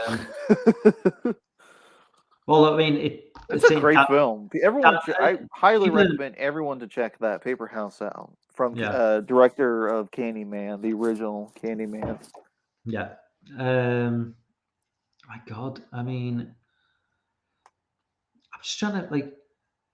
I'm just going to go with films now, which are not like classics by any means. I'm just going to mention a couple of films that nobody ever talked about. A film called from 2008 called Hush, which is it's like a road movie similar to like Breakdown or Hmm. the Vanishing, like the German movie from '88. Yeah, It's like that. It's like, you know, guy on the motorway stops off a service station. His girlfriend gets kidnapped. You know, it's one of those. He thinks he's seen something. The police don't necessarily believe him, and it's his job to go and try and track her down. That's It's not like the greatest film ever made, but it's a film that like virtually nobody in the UK even knows about.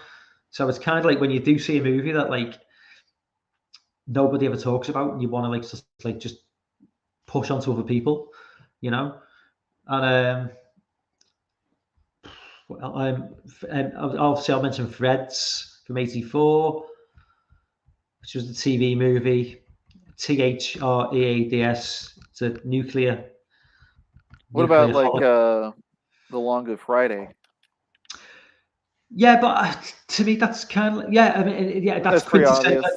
Oh yeah, that's a quintessentially English film. I absolutely agree with that. You know, it's like Mona Lisa, another. Hmm. It's like Bob Hoskins. You know, with like, you know, it's like a Cockney Man, Bob gangster Hoskins movie. got real like after he did uh Who Framed Roger Rabbit, like he was like kind of regulated to like just doing bit parts. Yeah, And I mean, it's I think Super Mario fucked up his career. yeah, probably. Well, he was really, I think one of his later great roles. I think he was great in the Jet Li film Unleashed. Yeah. Oh He God, was yeah. he was awesome in that film. He chewed the scenery in that movie. He was just like so like over the top in that film. It was awesome, right? I mean, I suppose like realistic. I mean, obviously, you know, you can't really mention English movies and not mention Lock, Stock, and Two Smoking Barrels. Yeah, I noticed. I was going to comment that Ben Grimm mentioned Snatch, but not Lock Stock. What's wrong with you? Well, I mean, well, Lock, Stock is without Snatch, without Lock, Stock, there wouldn't have been a Snatch. So, Yeah, you know, it's like that is like, I mean, in terms of like, you know, that kind of a bit cliche because it's like lights just falling off. But that there the you go. whole like sort of like, you know, Cockney gangster, you know, Yeah, that was kind of film like that the was so popular in, revitalization I mean, I don't know of how that well they genre, translated right? in America, but you know Lock this, Stock was like the kind of revitalization of that genre, right? yeah, It was kind of yeah, dead over there, wasn't it? Or yeah. was I it? mean, well, yeah, no, yeah, more or less, yeah. It kind of like it was kind of like more like a direct to video sort of like thing by the late '90s, and Hmm. you know, Guy Ritchie kind of reinvented it, you know, with like this sort of like sharp dialogue, and it was very much like, you know, it was like a London Tarantino movie, you know, the way they spoke to each other, like very quick, sort of like sharp, you know, banter between them, and you know, I loved Lock, Stock. I thought Lock, Stock was, you know, just, I mean, obviously it was the launching pad for Jason Statham, Yeah. obviously, and you know, Snatch was like, you know, oh, I mean, some people say Snatch was a better movie. I prefer Lock, Stock because it's just, it was the first, you know, my introduction to that sort of like Yeah. style. Snatch is a great film, but I mean, obviously for me it was more the same, and maybe you could argue it was a better movie in terms of like, you know, Mm-hmm. some elements. But I mean, I love The Gentleman as well. The Gentleman, I think, is a I need really to fun. see that. I've not seen that one. Oh, it's That's the one Guy Ritchie film I have not seen. And yes, I've seen. I saw that King Arthur movie. yeah. If you like Lock, Stock and like Snatch, The Gentleman is pretty much more of the same. It's a fun film, and you've got the guy from Sons of Anarchy, whose name escapes me. Yeah. He was in King Arthur. He was in King Arthur as well, I think. Who? Oh, Charlie Hunnam? Jude yeah. Law? No, the guy, from Sons of Anarchy. What did you Oh say? yeah, Charlie Hunnam. Charlie Hunnam. Yeah, Charlie Hunnam. Yeah. He's like one of the main characters. Yeah. But it's got Hugh Grant, and Hugh Grant is just playing like you've like a character you've never. Hugh Grant has always played like this very upper class, upper Get away crust. from that. Oh Well, that's like he's like our Richard. He's your Richard Gere. We have Richard Gere. You yeah. have Hugh Grant. Yeah, in this film, he's like a down and dirty, sort of like slimy, like working class. He's not like a gangster, but he's very much like he's not like upper crust, posh. He's totally different character in this film, but he's really good in it. He's like you wouldn't recognize him at all. Yeah. I know I'm not. I shouldn't be doing this, but I'm going to recommend. I know our audience is horror. They're here for horror, but I thought the two Paddington films were absolutely wonderful. I thought they're absolutely like those are the best family films released in the past 15 years. Like way better than anything Disney's put out. I've heard really good things about them films, but I was like, why are they getting like really good reviews? But I didn't even know. Is Paddington like British? Yeah. Is it? I didn't even know. Yeah. I wasn't entirely sure what Paddington like, whether it's British or American or what. Yeah, it's British. Both films are great. I enjoy them quite a bit, but it's kind of interesting bringing this up. Like the one director, like the most well-known director, one of the most well-known directors of all time, and everyone considers him, pretty much American. That's Alfred Hitchcock. Yeah. we don't think of Hitchcock as English because we immediately think of Psycho and North by Northwest, Vertigo, and those are American films. And it's like he totally what was it? What's the terminology? I can't remember at the moment, but completely adopted the American, style. Yeah, I mean, I don't know at what point he probably moved to America. He probably moved to America fairly young in his career, but it was mid-40s. Late 40s, I think. Was it that late? Was it? He was around the 40s for sure, because he did a couple English films like the Lady Vanishes, Rebecca, which I can't believe they actually remade that with the Cannibal Army Hammer. But he did come back. He did come back for his second to last film, which is his last good film, was Frenzy. Frenzy was awesome. Like if you like people sleep on that film. Like that film's great. Absolutely great. I really enjoyed that one quite a bit. Dan mentions Dead Man's Shoes. Takes place mostly on the Thames. Yeah. That was have you seen Frenzy? I've not seen Frenzy, Man, I need to. You need to see. That's like the one you need to see. It is a straight up horror film. I am like sort of need to really just like. If there's one Hitchcock film you need to see, it's that one. Just for like that one's pretty great as far as like a horror fan goes. Like that one's for me. That's easily top 15 for him. For me, I loved it. Probably top 10 even. I like that one quite a bit. Just go back into the chat briefly. Dan says some people can live in an area their entire lives and not develop an accent. Anthony says you can have a much stronger accent. He's referring to Chris off Slash Home Video. He says you have a much stronger accent than Pierce, because I think Chris is from Kentucky as well. Yeah. Chris says let's all work on our non-regional dictation. You know what kind of disappoints me is that Goldfinger, supposed to take it's supposed to take place in Kentucky, but they shot all of it in Florida. It's like, ugh. It was all shot in Miami. They only used exterior shots of Fort Knox. It's like, damn. Well, we wouldn't even notice. We wouldn't even notice. Like people who weren't from the area would never even notice that probably. But obviously you'd notice. Well, you could tell because it's much like there's really not many trees. It's much flatter. Kentucky's full of a bunch of rolling hills and trees and forests. Whereas Florida is pretty.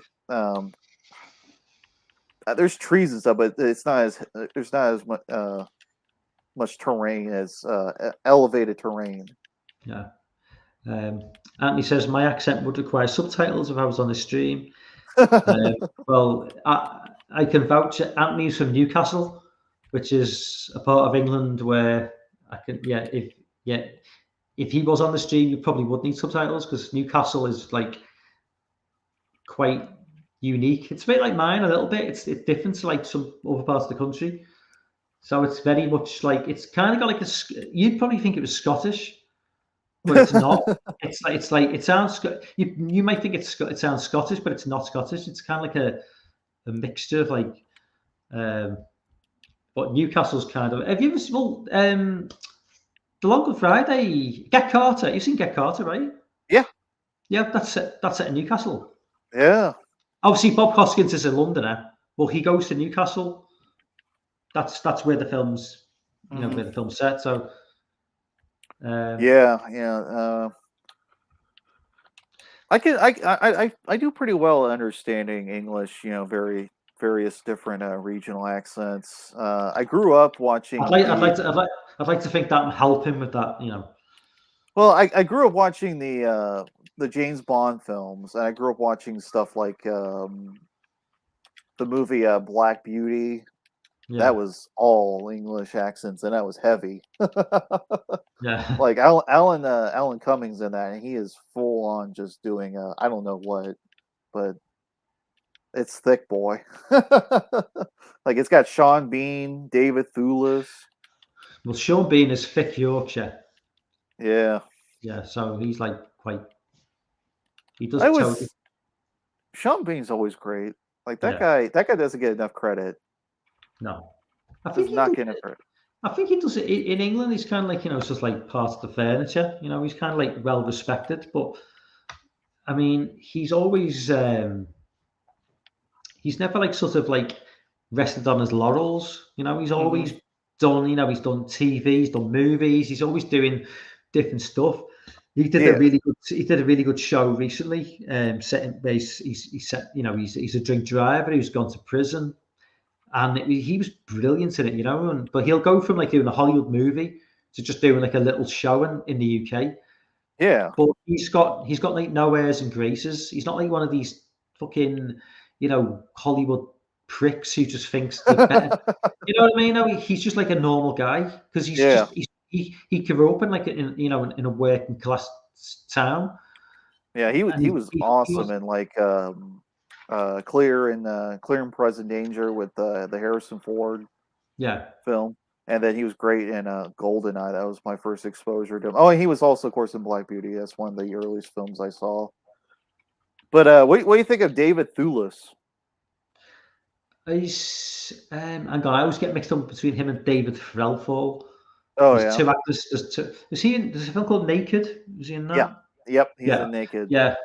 That's a tough ass film to watch. Oh yeah, that's very much like it's that's like set in London. Like he's like homeless, and it's just isn't it? Yeah. He's just a drifter. He's a wise ass drifter. Yeah.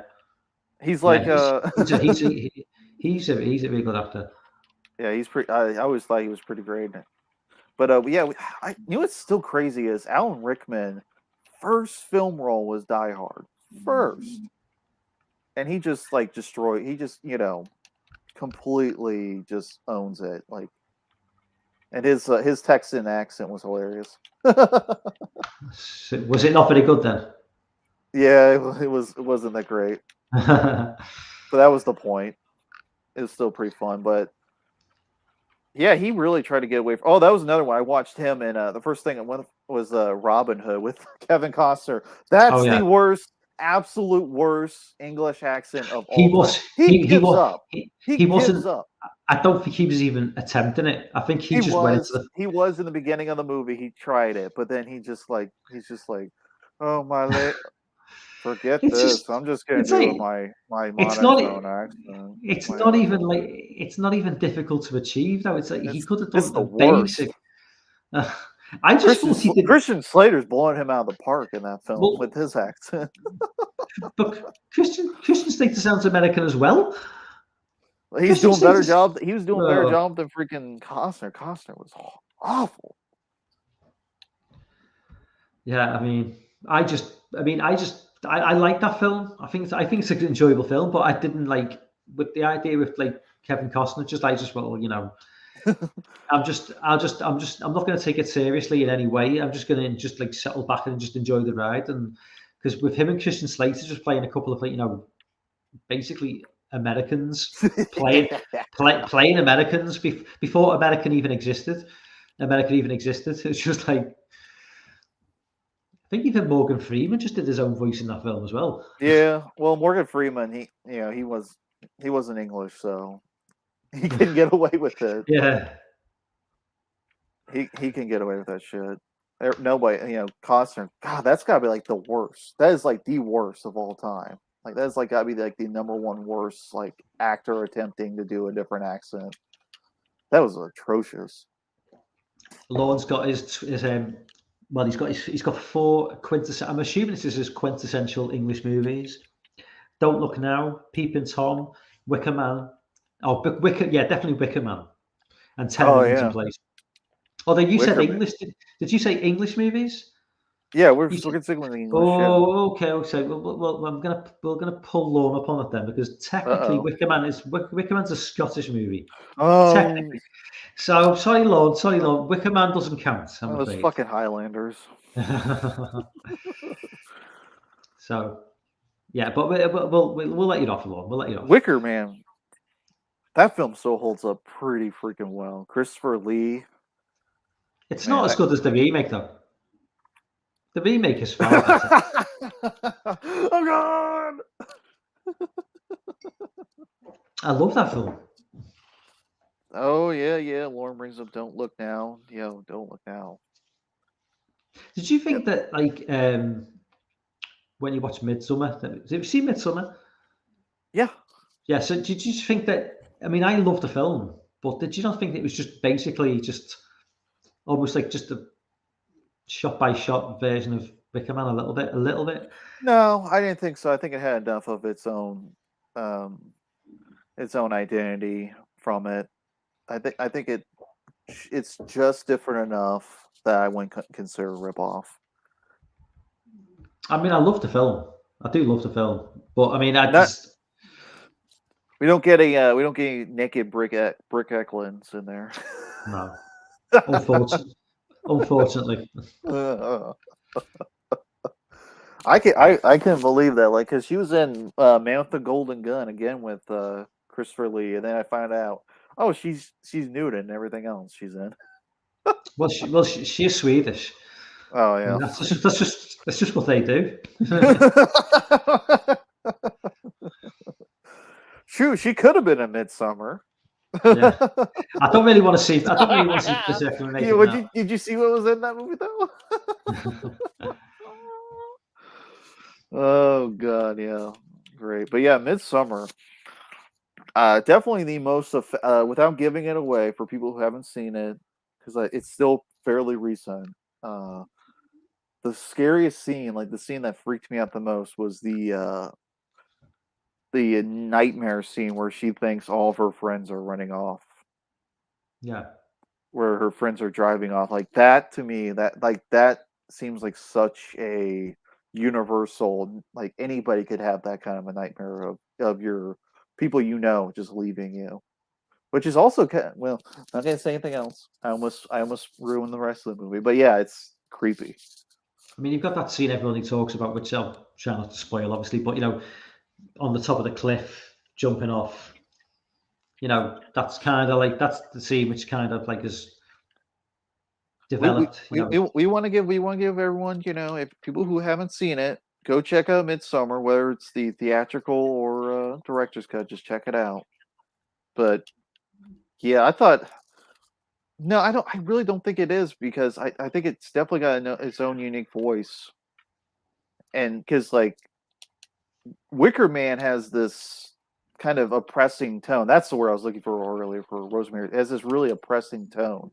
Where like it's set in the daytime. The most of the movie is shot in the daytime, but you still feel like that character's, isolation, like his the ostracization of him, like that whole place is just, watching him. Like it's so uncomfortable. Whereas in Midsummer, there's a group. It's a group of people.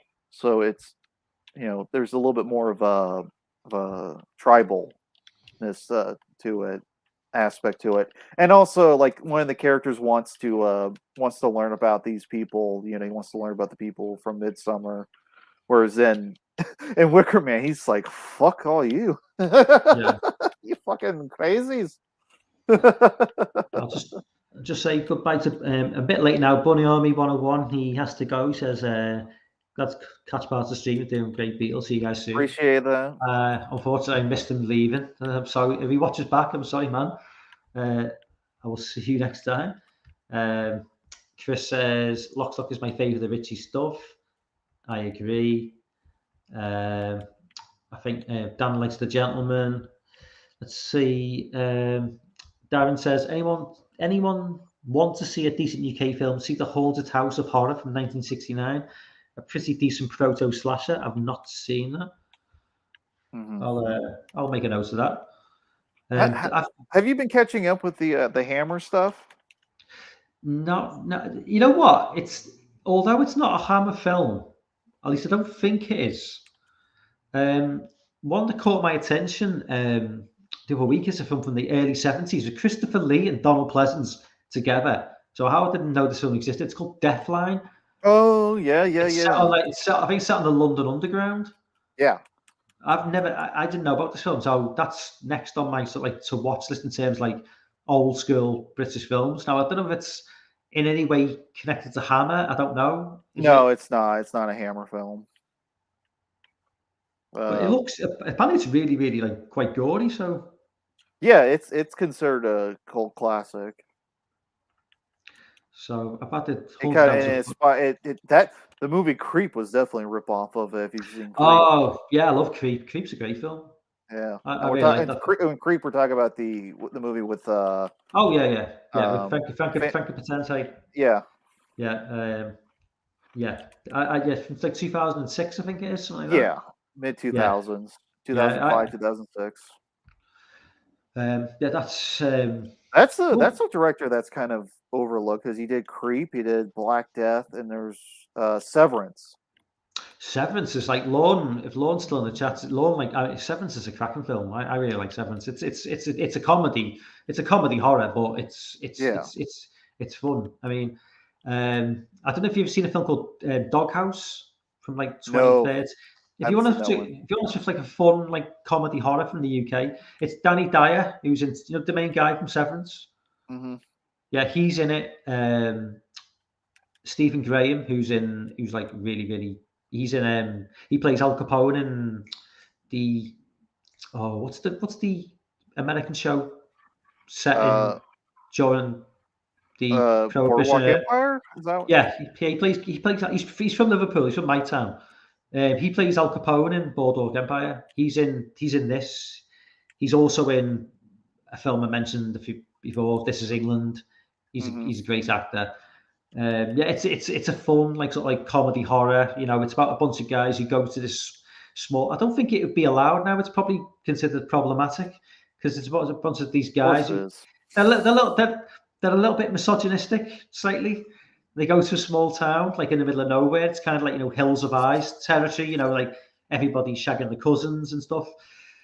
Shagging, having sex. Sorry, I had to reiterate that. I'm dropping We should, English we, slang in we should, there. yeah, we all should know what shagging means. Yeah, shagging, having fucking basically. So they move. They go to this small town on like some sort of like just like a weekend away to get away from the female half space, so to speak, and to have a bit of fun.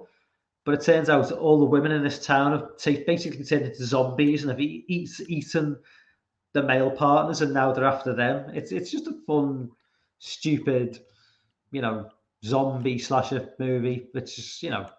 it's a fun time. Oh, I forgot one that we haven't really brought up, but one that's considered like a big one over there is with Nail and I. With Oh yeah. That's obviously. I think that's very very famous in America now because it's just yeah, yeah that one's become pretty well known over here. And of course, the main one of the main guys. What's his name? Why am I blanking on it? Richard E. Grant. Yeah.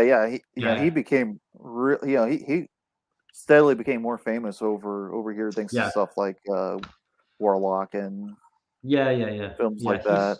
He's like Which very that was like. supposed to be Sean Connery. That was It's originally more, after Sean Connery. yeah, Warlock was that was another English actor, Julian Sands, played like the bad guy. Didn't Yeah, he's always the bad guy, pretty much, right? Dan says he met Britt Eklund 8 years ago and she was still looking good. Yeah, Yeah, she was she's married like. to Peter Sellers. Lord says that's like saying this new. I think I might have missed the original comment to what he's answering to there. Unfortunately, Lord also says, "Beware, my brethren" is a great flick. Love it. I haven't seen that one. Another film I have to make note of. I've not seen that. Lauren's dropping all kinds of stuff. I think Lauren's starting to. He's been watching a lot more movies again recently. He's catching up. Lord's knowledge of movies, Lord and Dan's knowledge of movies is just like on another level to anything I've I know. they just I drop asked movies. him, I'm like, what? yeah, I asked them once. I'm like, how many movies you guys watch a week? Oh yeah, like at least a dozen. I'm like, fuck. Yeah. I'm lucky if I watch at least 6, I maybe watch like 5. I watch like four a week, and I think That's about a me. lot. 4 or 5 easily. It's just getting the problem with me is like if I watch a really good film that I really get sucked into, I immediately want to go watch another movie. But if I like watch a really really bad film, I kind of like struggle to get like I know it destroys it's you, and that's yeah what a it's lot of just newer movies. Just like you yeah watch a lot of newer movies, you watch them, you're just like, especially like mainstream, oh yeah comedies or action or even horror. Shit, like yeah most horror. Oof, Jesus. We're getting lovely. We're getting all this aware. The wokeness. Now, I'm don't really hoping please I really hope please that's a don't. fad that's going away.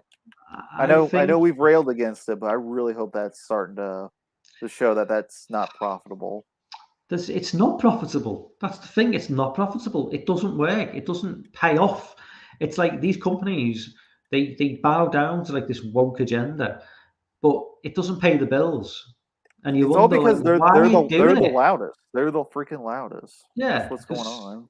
well, luckily now Elon Musk's bought Twitter. Hopefully, a lot of them will shut the fuck up and move on to something else. Yeah. It's just like, come on, just like let us like just make good movies again. Like we're mentioning all When these movies from like at least 10 plus years ago. Like Gentleman is like one of the most recent. Midsummer and Hereditary. A24 does a pretty good job. That's the reason why uh, guys like Lauren like champion A24 is because they actually, even their worst films are still at least there's something to be gained from it.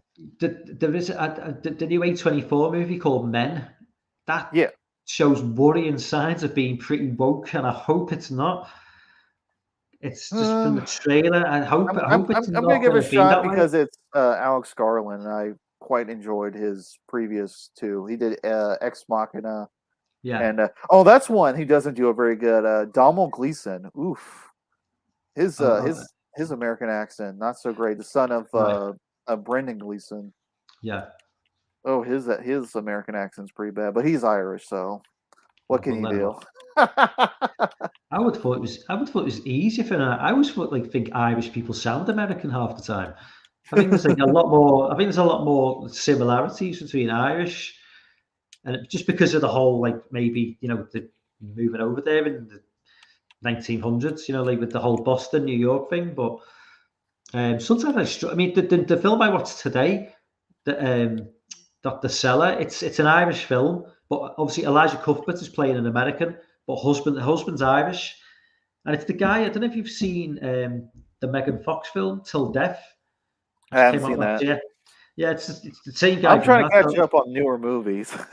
Yeah, yeah, I kind of 2019 and 2020. I kind of was just like, I don't care. I was so disillusioned, dispossessed with watching yeah, newer films. Like after all the Disney shit and all, there's so much bad shit that I was just like, ugh, I just fuck Hollywood. I'm taking a break.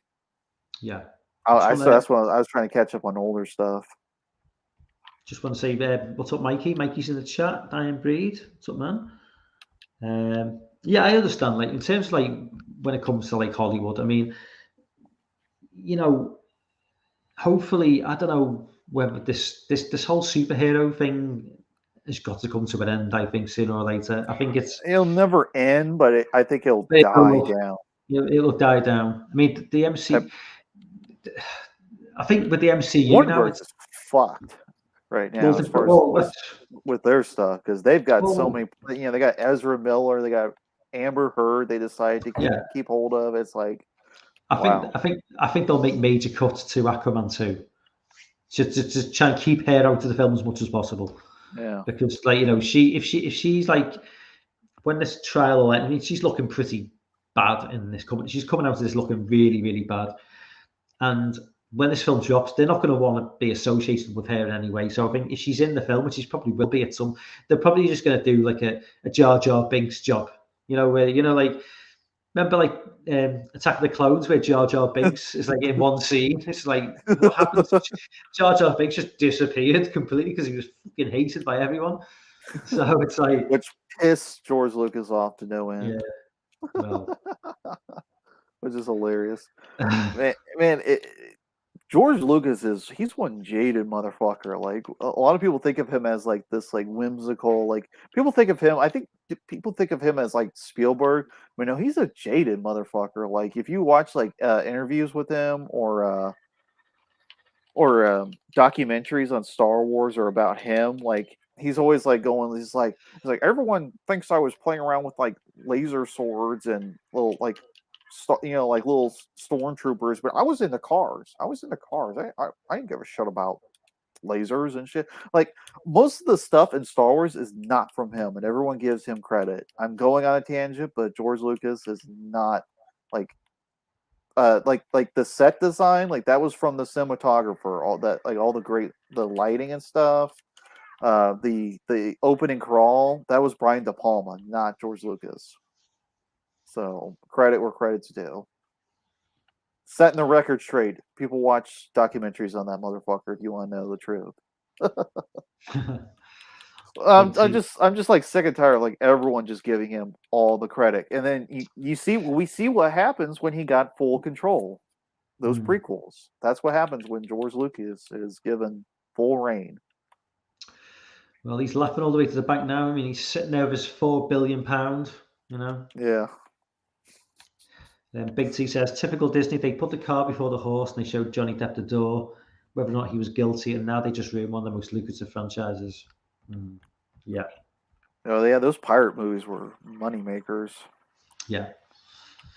They need I to don't go know. to And this new Harry Potter, the Fantastic Beasts, I heard it's bombing like crazy. Well, people don't want to see about Dumbledore and his gay lover. Well, they don't. I mean, it's just they don't want to see that. It's that's something J.K. Rowling threw that in years after the books to try and suck up to the the LGBTQ community. There was never. I mean, I could be wrong. Was it ever hinted at in the books that Dumbledore was gay? No, Dumbledore was like an old fucking no, wizard that or was late. something. That was later. That was later. Yeah, That was retconning. yeah. I mean, J.K. even if Rowling he did that was, pretty much like right around the second to last book. She's like, "Oh, he's gay." It's like, what? yeah. I mean, if he is or if he isn't, we don't. Do we really need to see a film like showing his like gay relationship with like some? I don't know. Is that what the audience of a Harry Potter film want to see? Really, I don't think No. so. It's just Well, they don't want to see because the second one got pretty, it went pretty woke. Like the first one was just kind of a lame duck. It was just kind of a whatever, and then the second one, they like characters who originally were, like pretty level headed, all of a sudden become like ultra woke out of nowhere, like nowhere. It's like, what the fuck is this? yeah. Like this character is completely going against their morals and And their own and, interests. It's like, what the fuck is going on here? and J.K. Rowling, even though she specifically stated in the books, about like characters being white, like later on said, "Oh no, I didn't mean that. They're not necessarily white." It was like even in the books, like pale skin. Like, I don't give it. I never read the books. I only watched the first few films. I don't give a shit what characters, what colour they play. I don't care who plays the characters. It's not a franchise like Be I care good. about. But be good and Quality. don't just throw in like diversity for the sake of throwing in diversity. If it, what's the point? If you're just going to throw it in just to like please people, Do it then what's what's the the point? problem is all these, Organically, yeah, yeah, organic. it's Yeah, all we're organic. tired of this artificial, bullshit that's just being thrown in. That's what We all we're getting sick of, is just this artificial we all know now bad that writing. we all know now when you watch a movie, it's like whenever you see somebody who's like when back in the 80s and the 90s and into the 2000s, I never sat there like thinking, oh, well, here's the token black character, here's the token gay character, here's the token Asian character. No, They that was just pretty bad. they were just characters. Now Well, it's like, the when you watch it, '90s got pretty stupid with the gay characters. I'll give them that, and black. Like the '90s were pretty stupid at times. I didn't really, I wasn't probably seeing it at that point. Maybe you were just a bit more, maybe, but certainly in the 80s, it's like No, just not in the '80s, but definitely in the '90s was where it started, where they were trying to diversify. have you watched Demolition Man, like in hindsight, like recently, the last couple of years? Yeah, I've seen it enough times. Yeah, Yeah, it's definitely it's got an that whole. it's an You can't if you all your cussing, man, you'd be fined so many. it's it's an eye opener. We don't touch when we're having sex, and we don't handshake. We just like Do the yeah, washer thing, whatever yeah, yeah, Rob yeah. Schneider does. He They, doesn't know about the 3C cells. yeah. They certainly God, they certainly predicted the future of that film. I'll tell you. yeah, that was one Um, of the closer ones. hmm. That's definitely, it's kind of creepy, kind of eerie Um, like, it's kind of eerie that Demolition Man and Soylent Green are like the two movies that were much closer to what we are living in now. but that's the funny thing. Demolition Man was meant to be just it wasn't never meant to be a Satirical, serious. Yeah, but it was never meant to be taken seriously. And like yeah, it was like like it's action not like comedy. 1984. It's like 1984, which was meant to be a warning. This was meant to be just like a fun throwaway movie, which maybe the writers saw something developing, but I don't think they could have ever predicted the way things No, have they gone. would go this extreme. If you want to see like a really really funny scene, really funny clip, if you there's a 90s sketch show called Kids in the Hall, Canadian. I don't know if you've ever seen it. Seen what again? It's called Kids in the Hall. It's a 90s Canadian sketch show. Oh, I know of it. I haven't seen it. Yeah, there's a sketch. It's from like 1993, and it's like an art. It's like like nude models. Pose for like artists to sketch. Hmm. So like basically the teacher walks in and he explains, the scenario. They're all there with the paper and the pens ready to sketch, and she strips off, and then there's just like this like uproar from all these like SJW, classmates complaining now. It's like this is the patriarchy, and this is like abusing this woman, and one of the people in the class says, you're a white male, how dare you do this? And people talk about, racism and sexism, and it's like you're watching, you think, this is like something from 2022, and it's like 1993, and I was like, did this go on in the 1990s? I didn't even know this was a thing. But maybe Canada was like ahead of the curve with all this shit, because this shit wasn't going on in Britain. I know that much. Yeah, well, Canada's known for being like ultra polite about shit. Yeah, Canada's very, very, very woke. Yeah. They have been for a long time. Can't do nothing about them. If there's any Canadians in the chat, so fucking what? I don't care. I don't think I've got any Canadian subscribers. They probably wouldn't like me anyway. Oh well, Raiho. I don't think Raiho's a subscriber of mine. Oh, that bastard. He might be. I don't think he is. He might be. He probably. He's never been in the chat. I know that. Oh, what the fuck, Raiho? I can pick up a Canadian accent. I've spent that long on YouTube that I can pick up a Canadian accent. Do it. So instead of saying like same way right, they kind of say right. It's like sort of Scottish sounding. They go yeah. Then they say eight, yeah. Oh yeah.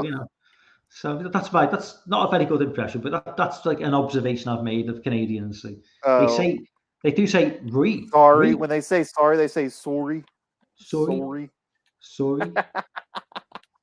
You could definitely tell someone's Canadian when they say sorry. Sorry. I don't know. Like it sounds so strange. And then a boot. Yeah. A boot. That sounds Scottish though. I know. Like they took a lot from the Scots, man. Those Highlanders. Yeah. I think I've watched too many Jordan Peterson videos. Oh yeah, you watched too much Jordan Peterson. Yeah, definitely. Oh yeah, he's got like, what's funny? He sounds like Rick Moranis. He sounds like a more like worn out Rick Moranis. Well, it's been that long since I've seen Rick Moranis on anything that I can't even remember. They both kind of sound like Jim Henson, doing the Kermit the Frog, like the kind of sound, they have this kind of it's funny. I love it.